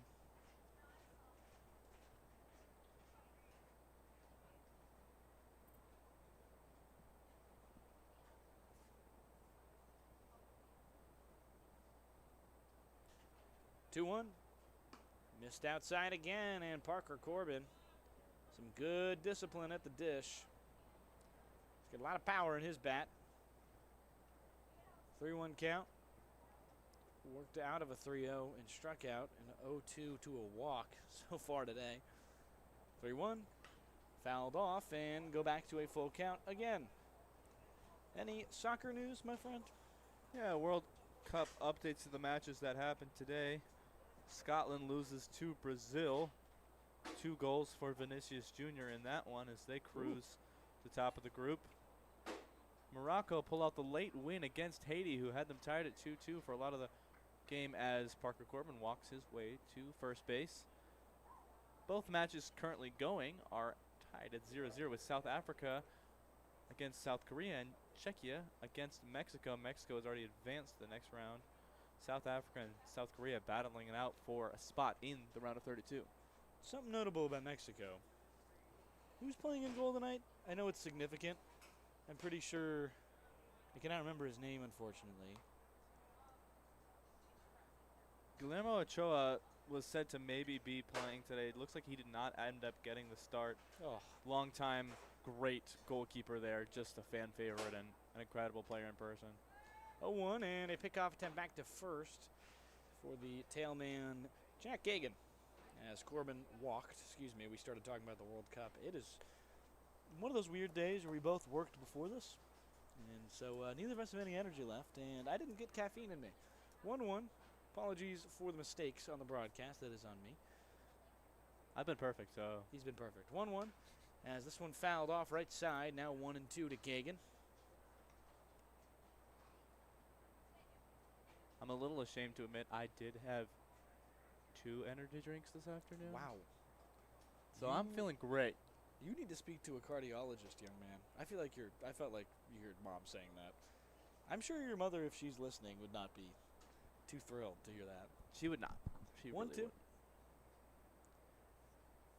As that one misses, good discipline from Gagan as counts now at 2s. There isn't any water in a water fountain available here, and I didn't have a full water bottle. Dude, I've had a liter or a gallon of water. You could have totally had some. I'm sorry. 2-2. Bit of a grunt, and it's a fastball that really Gagan was early on. Something about that pitch seemed to really fire up the Silver Spring dugout over there. The grunt. You'll throw it harder, you yell louder, but kind of one of his weaker fastballs. 2-2. Does it again. Ground ball up the middle, and he bobbles it, but is able to make the play at first. Was a tailor-made double play. And the issue with that is it brings up Cal Johnson with a runner in scoring position, who already has had quite a night prior. Has not having the best day total as Gagan moves the runner over. But Johnson at the plate has already homered in the earlier game and brought home 3 total runs. He's 1 for 3 in this later matchup, as Aaron Rittenauer will come into pinch run for Parker Corbin. Yeah, you can definitely see why Maryland was keen on having this guy, Cal Johnson, as part of their team next season. Definitely earned himself on spot in a D1 roster. When he gets a hold of the ball, can send that ball flying and flying deep, and he's done that on Sunday to walk off and win the home run on Father's Day, and he has already had a 2-run home run tonight. Looking to add on. He also notably had a double. Big Train trying to extend their longest streak of the season at 4 wins. Down 1. First pitch misses inside at the shin level of Johnson. T-Bolts dugout quiet, trying to cheer their guy on, Presky, who's not got a good record against these Big Train. Of the 9 runs he's given up, 6 of them have come against Bethesda.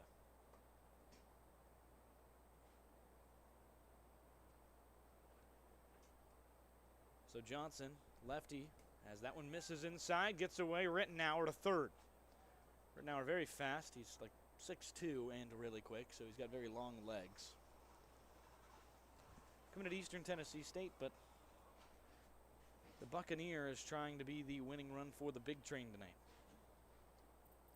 Or the tying run, excuse me. 90 feet away, Cal Johnson.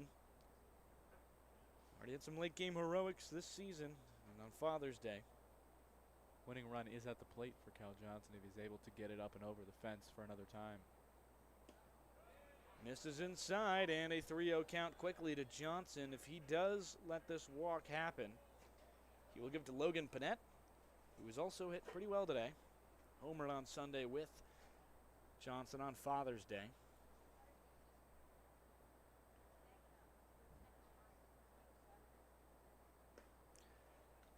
Pitch in there. Now not a walk, so Johnson might come out swinging here. He gives a breaking ball like that. I mean, that was a full red light. That is a hanging curveball.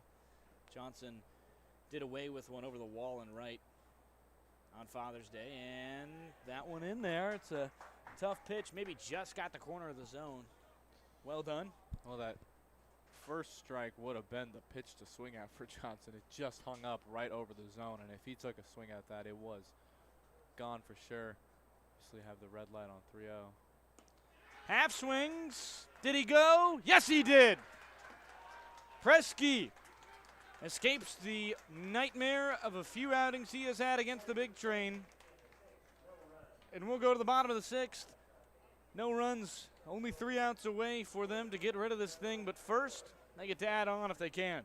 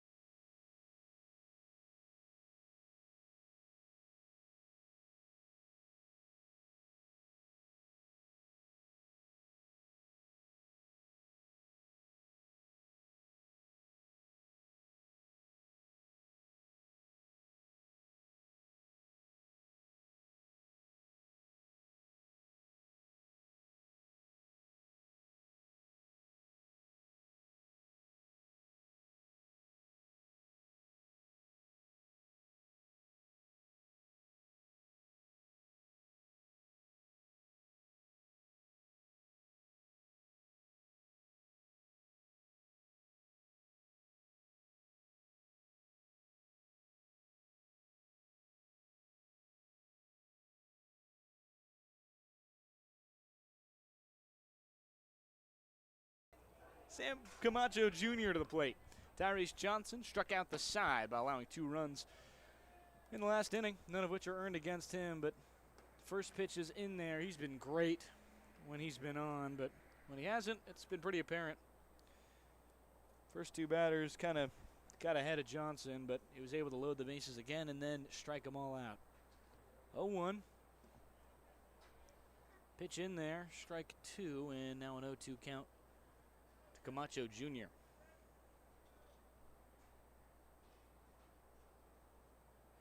Johnson doing a good job since he found his rhythm with 2 strikeouts to end the last inning. his control really looks a whole lot better from the mound, doesn't it, Carson? Yeah, I mean, he's just thrown 3 straight strikes, which is something I don't know if we've seen from him this season. He's almost impossible to hit unless it's his fastball, which is still riding about low 90s. Less so today, a little slower. 0-2. Half swing, did he go? Yes, he did. Camacho strikes out swinging. And Colin Gibbs now 1 for 1 with a walk up to the plate. I mean, you mentioned that fastball. It looks like he's just decided to take just a little bit of speed off it, and that has allowed him to find the zone effectively.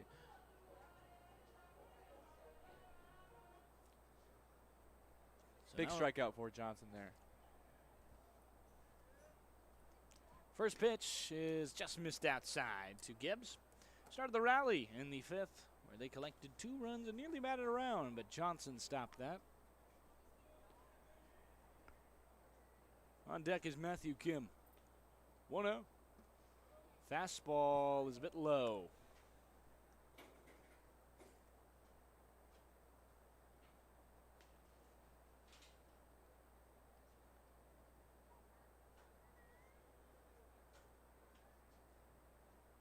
Two-0. Pitch in there. It's a good curve, and strike 1.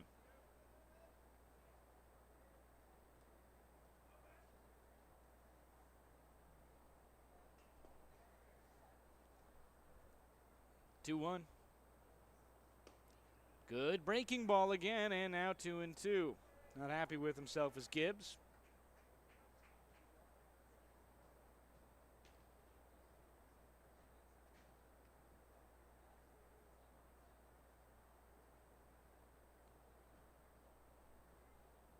Twos. Hard liner. It's foul. You know, in times like these, for these big train, it comes down to the players who are willing to make a clutch play and the players who are willing to continue to deliver as they have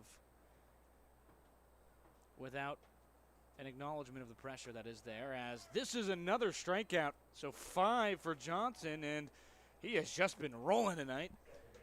But on that note, it's guys who step up in these big moments and find a way, and Johnson doing just that. He did allow a single, but you know what? Like, I'm never going to call a reliever, say that he failed his job when he entered a game, bases loaded, and has only allowed 2 base runners. One of them was a single, one of them was a walk, and, I mean, he got out of the jam. 1-run deficit for a team that you feel like has a lot more than that in those bats. Going right through the heart of the order when we head around the other side, Cal Johnson did strike out. So it's Logan Panette, Machado, and Gonzalez. Heart of the order will start the leadoff as the 0-1 pitch. And now 1-1. They just say he did not go to the man at the tail end of this order, Matthew Kim. They affectionately call him Kimmy. Bit of a strikeout problem tonight for Kim. Hasn't really been able to find his timing. And Johnson rolling, hoping to get 3 straight there as he finds another pitch in the zone. That's another great strike from Johnson. Going for 6 Ks, trying to find every out himself, and you know what? I'll take that. I'll take a guy who could just strike out the side. See if he does. 1-2. Hard liner foul. Can't get a good feel on that fastball. So Kim has seen all 3 pitchers tonight in all 3 plate appearances. Part of the tough part about a 7-inning game is sometimes you just don't see a guy twice, which sucks. 1-2. Some guys thrive on that second opportunity to see a starter. Struck out looking. Johnson retires the side in order, swinging and looking. 6 strikeouts on the day for him. We'll see if his day can go a little bit longer. He's on the hot hand, but the big train bats will have to keep it level. Down 1, we head to the top of the 7th. Last chance, 3 outs, heart of the order for Bethesda.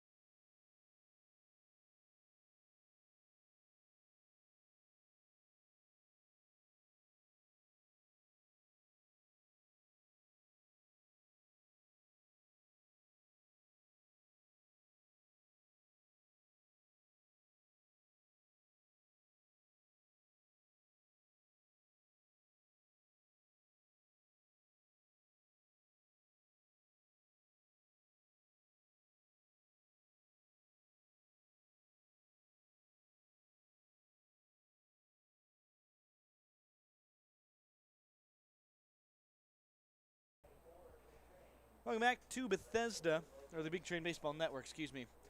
We're in Montgomery Blair High School. Last 3 outs, last chance. Wade Hardwick on for the save. Chicago's right-handed two-way player who plays every position. Yeah, out of the U of Chicago. All right. There. Has an ERA this season with the Thunderbolts of 7.11, so not exactly where you would want it. Does have a loss on the season in 6.1 innings pitched. Does have 11 strikeouts as well, so a good return there, but earned runs getting away from him a little bit in his appearances. Only 5 so far as the first batter fouls that one away. Counts ones. Wade Hartrick, part of Chicago's season where they won their conference for the first time in over a century.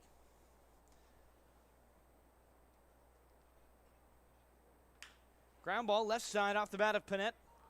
Shortstop comes up with it, and the throw to first is made. So 1 out as they seek to break a skid against these Big Train. I think of 13 straight going into last year, Grace. Someone told me. Yeah, and you can already tell how much it means to people in the stadium and this dugout already. Like, they don't like losing to this Big Train team. They do it so often, and Big Train obviously don't want this as this win be important for their standings. Only did win, so they're 13-6. Now 2 games up. Silver Spring on a 3-game losing streak. Do not want this to go to 4. At 4-13 this season. Pretty notably, actually, down in the bottom of the South. As this one is skied in the air to right. Machado at the wall. They can't get it. They run into each other's gloves, and Machado to third on his horse. Throw not going to be there in time. A leadoff. Man can't get on, and Machado triples. Incredible work by Machado there. That ball sailing into the night, looking like it might get over, and it just careens into the fence after the ball is not able to be collected by the 2 fielders there, and he is running as hard as he possibly can, does a great job getting over to third base with only 1 out so far in the inning. A great opportunity to bring a run home, and they Intentional walk to Gonzalez there. So they intentionally want Emilio Gonzalez to try and get to Casey Carpenter, but the problem is that Casey Carpenter plays third, and Brennan Wright plays third. So Brennan Wright will come to hit, one of the Big Train's best, arguably the best hitter on this team right now in terms of at least getting a single. They'll walk Gonzalez, who is hot today, no doubt, but certainly I think they're a little worried considering what they've done previously. Brennan Wright, not the kind of guy you want to walk to, with runners at the corners, as that's a strike called on the outside part of the zone. Well, like you said, Brennan Wright has the record for the Cal Ripken Senior League of on base. He is putting his on base streak on the line here. It's at 45 right now. If he doesn't get on base here, it does end, to be clear. So an 0-2 count. As he waves at a fastball. He doesn't care. He's told us that. He said it was cool, but doesn't care. 0-2 missed inside, and that one was pretty close. Brennan Wright, an experienced guy, and obviously what matters to him here is how he can get his team a win. 1 out. On deck, Will Hack. Big rate at that one, and he strikes out swinging. A good job from Hartwick. Now 2 outs. As Hartrick, only a batter away. The RBI maestro, Will Hack, up to the box. He's looking to create something special here for the Big Train as they try to go level in order to put this one into the bottom of the 7th. Pitch missing outside.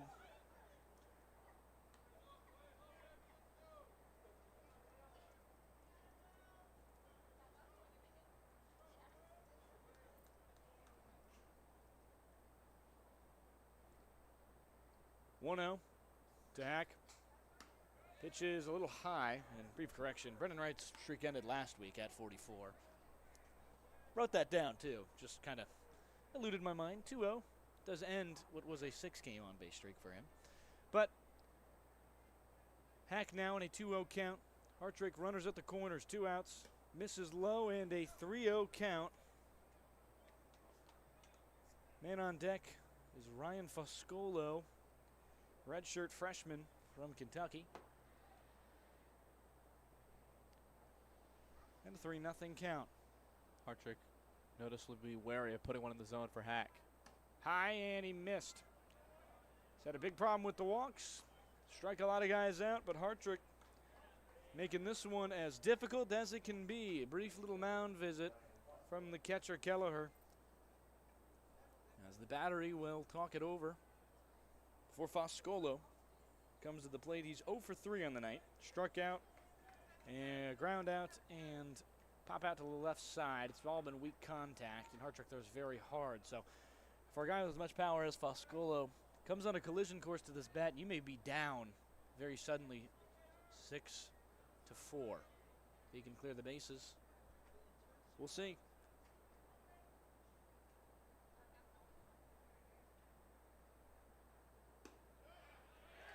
Strike one in there.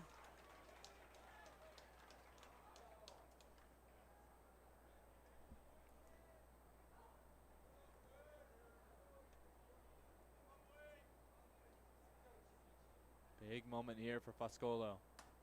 Hit him in the head. He wears it, chirps at the pitcher, and the game is tied. Well, Foscolo just Jeff Bagwelled his way to first.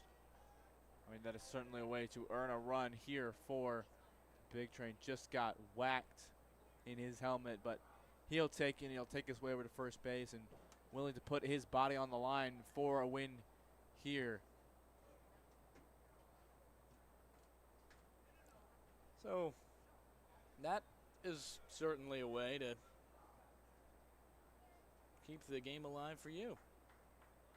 As after both Casey Carpenter and Emilio Gonzalez are intentionally walked, the pinch hitter for Will Hack, Brennan Wright, strikes out, and Ryan Foscolo is hit in the head to tie the game. Oh, baseball, what a wonderful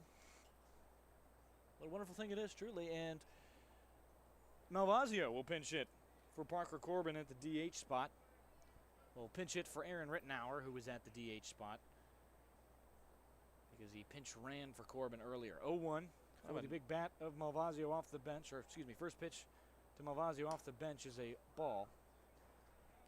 Kind of a nightmare at-bat situation if you're the Thunderbolts. The guy who's hit 4 home runs recently, went 3 straight games with a home run, now has bases loaded here. 1-0. Malvazio takes the big hack, fouls it to the seats.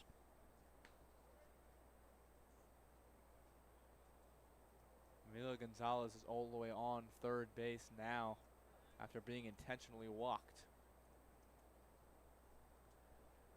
1-1. Pitch misses a little inside, maybe a little high as well, but Hartrick just not in a place you want to be right now. Still in that bases loaded jam, 2 outs, 2-1. Trying to retire. Malvazio throws it at his head. The pitcher can't get there, and wild pitch offense. He's safe at the bag. Gonzalez is in there as he comes home from third, and the Big Train have a lead. They'll be playing for a save now.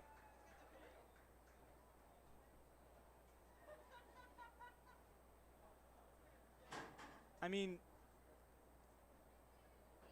difficult for Hartrick, who 2 pitches have entirely changed the entire course of this game. He's got Foscolo in a 1-2 count, or 2-2 count, and he hits him in the head. And they pitch at the general head area of Malvazio, gets out of the way, and a runner scores, but he's still at bat. It's still a 2-1 count. And that one misses just a little outside. Change can't get in there in a 3-1 count quickly. Man on the on-deck circle is Gagan.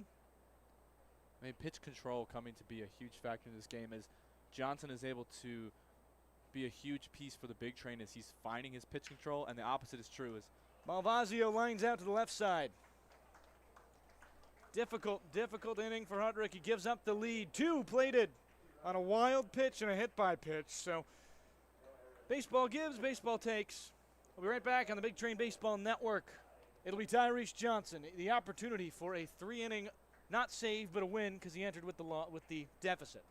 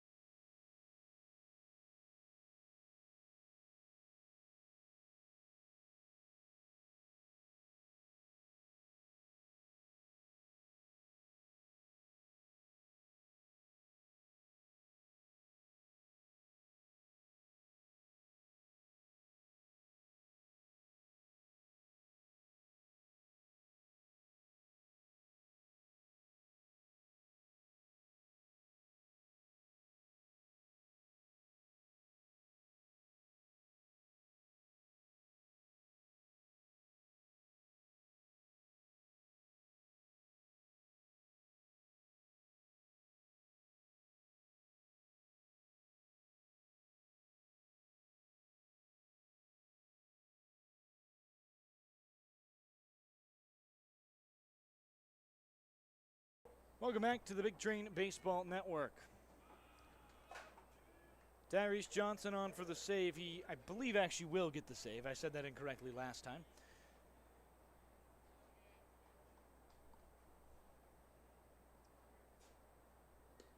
First pitch in there, strike 1.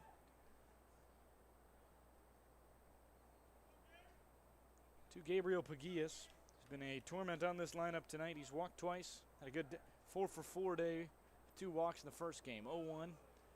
Had himself a single, 2 singles, a double, and a triple. 3 RBIs to tack on as well in the first game loss. As that pitch misses, Johnson dealing with the very top of the lineup. They'll have to get pretty far through it if they want to try and find their way to a tougher hitters, or hitters that are easier to get out, but toughest part of the lineup, as that one misses again, 2-1. Yeah, and Johnson needed to take his rhythm from the last 2 innings with quite a few strikeouts tonight here. That one just misses again, and we've got ourselves a 3-1 count to Paguillas. He is the tying runner, should he get on a walk.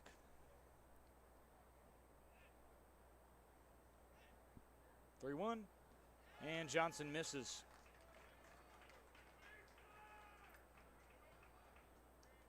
Johnson will need to regain his control here quickly if he doesn't want this game to get away from the Big Train. Could be a dangerous inning if he loads bases on the bags, runners on the bags here in Silver Spring. Silver Spring-Tacoma's last win came on a walk-off. They're back to first and safe as the pickoff attempt doesn't get him. Trying to break a 3-game losing streak. Big Train trying to get the longest winning streak of their season. Would tie the longest of anybody in the Cal Ripken Senior League this year. Bunt attempt, pulls back in time. It's a low fastball. Johnson just not able to get into the upper echelons of the zone right now. He's just been missing low. As they're going off the rare offensive visit. So the plate visit. Not too often you see that. It's a 1-0 count to Connor Fricky. He's 2 for 3 on the day, has an RBI.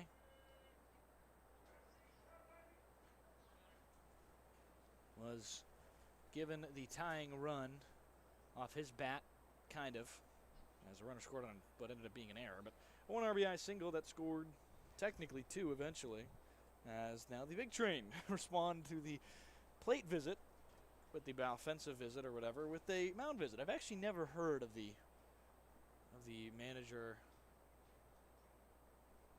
visiting the batter in the box too often. We will have a new pitcher here for the big train. Looks like Zachary Malvazio will end this game, taking the ball from Tyrese Johnson. All right, back in the Big Train Network. Malvazio will try and shut the door with a runner on first. Johnson, a fantastic day. 6 strikeouts, but it'll be in Malvazio's hands in the second time in 3 days. Try and work his way through the bottom of the 7th and get the save.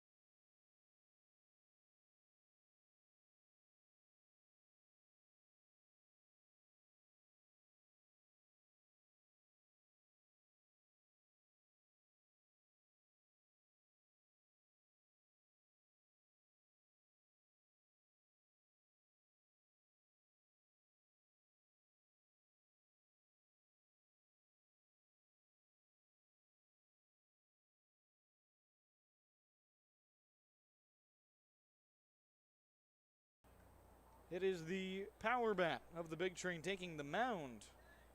Advertently here, Zachary Malvazio. 4th appearance on the year, 6th inning. 6 innings of work so far, 4.5 ERA to his name. He's tuned it down at a 6.75 ERA before 2 shutout innings. As the first pitch, half swing to Connor Fricke and strike 1. Well, Malvazio has certainly made an impact recently from the batter's box, hoping to do so from the mound tonight. Count turns to 1-1. Thunderbolts dugout getting into it against a game they have a chance to win. The tying runner, if you're just tuning in, Gabriel Paguillas, who walked, is over at first. High fastball and 2-1 the count. Tension's unbearably high. Gotta imagine the heart is racing for Fricke. Pitch misses inside and it hit him. Fricke is automatically awarded first base on the hit by pitch, and it brings up the only lefty bat in this entire lineup, Jonathan Acosta, who has been hitting quite well this season, Zach. Yeah, Acosta has an over 300 average, I think about 3.12, and has 16 hits so far on this season, 11 RBI. Been one of the bright spots in the batting lineup for the Thunderbolts.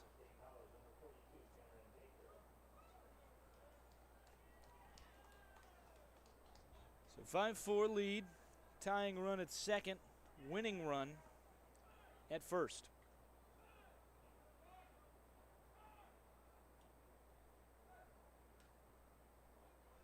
Thunderbolts looking to snap a 3-game skid. Looks like a bunt. Acosta gets it down the line. Kind of jammed him right at the hands. It's foul as it rolls and slows in the grass.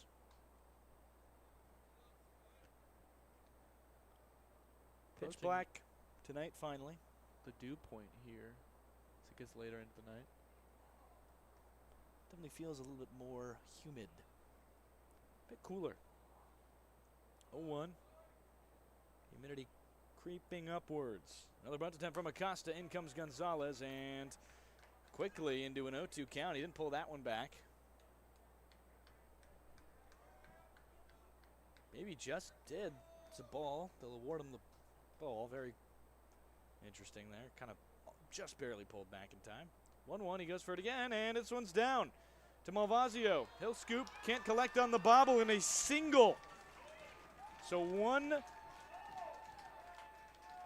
more runner. Winning runs at second after Fricke reached and Acosta walked. He's kind of insignificant other than the fact he moves the runners up either way, and I mean, at least it's a hit for him if you're talking about batting average and you're a Thunderbolts fan. Malvasio. Serious jam work as Acosta will be checked in on with the trainer and the manager of the Thunderbolts. Gives some time to Malvasio to kind of calm his nerves as the trainer will go out there and Acosta take a bit of a walk towards the outfield, see how his leg is feeling. And Acosta put down a very nice bunt down the left side line. Puts runners at second and third. Obviously, he advances to first, and in a really good position now for the Thunderbolts to score at least one run to tie this one in the bottom of the seventh. So Malvasio takes some quick pitches, like one. As Acosta will stay in. No, he will not. Wanted to stay in. Manager just subbed him out anyway. To bring on the sophomore Eden Prell.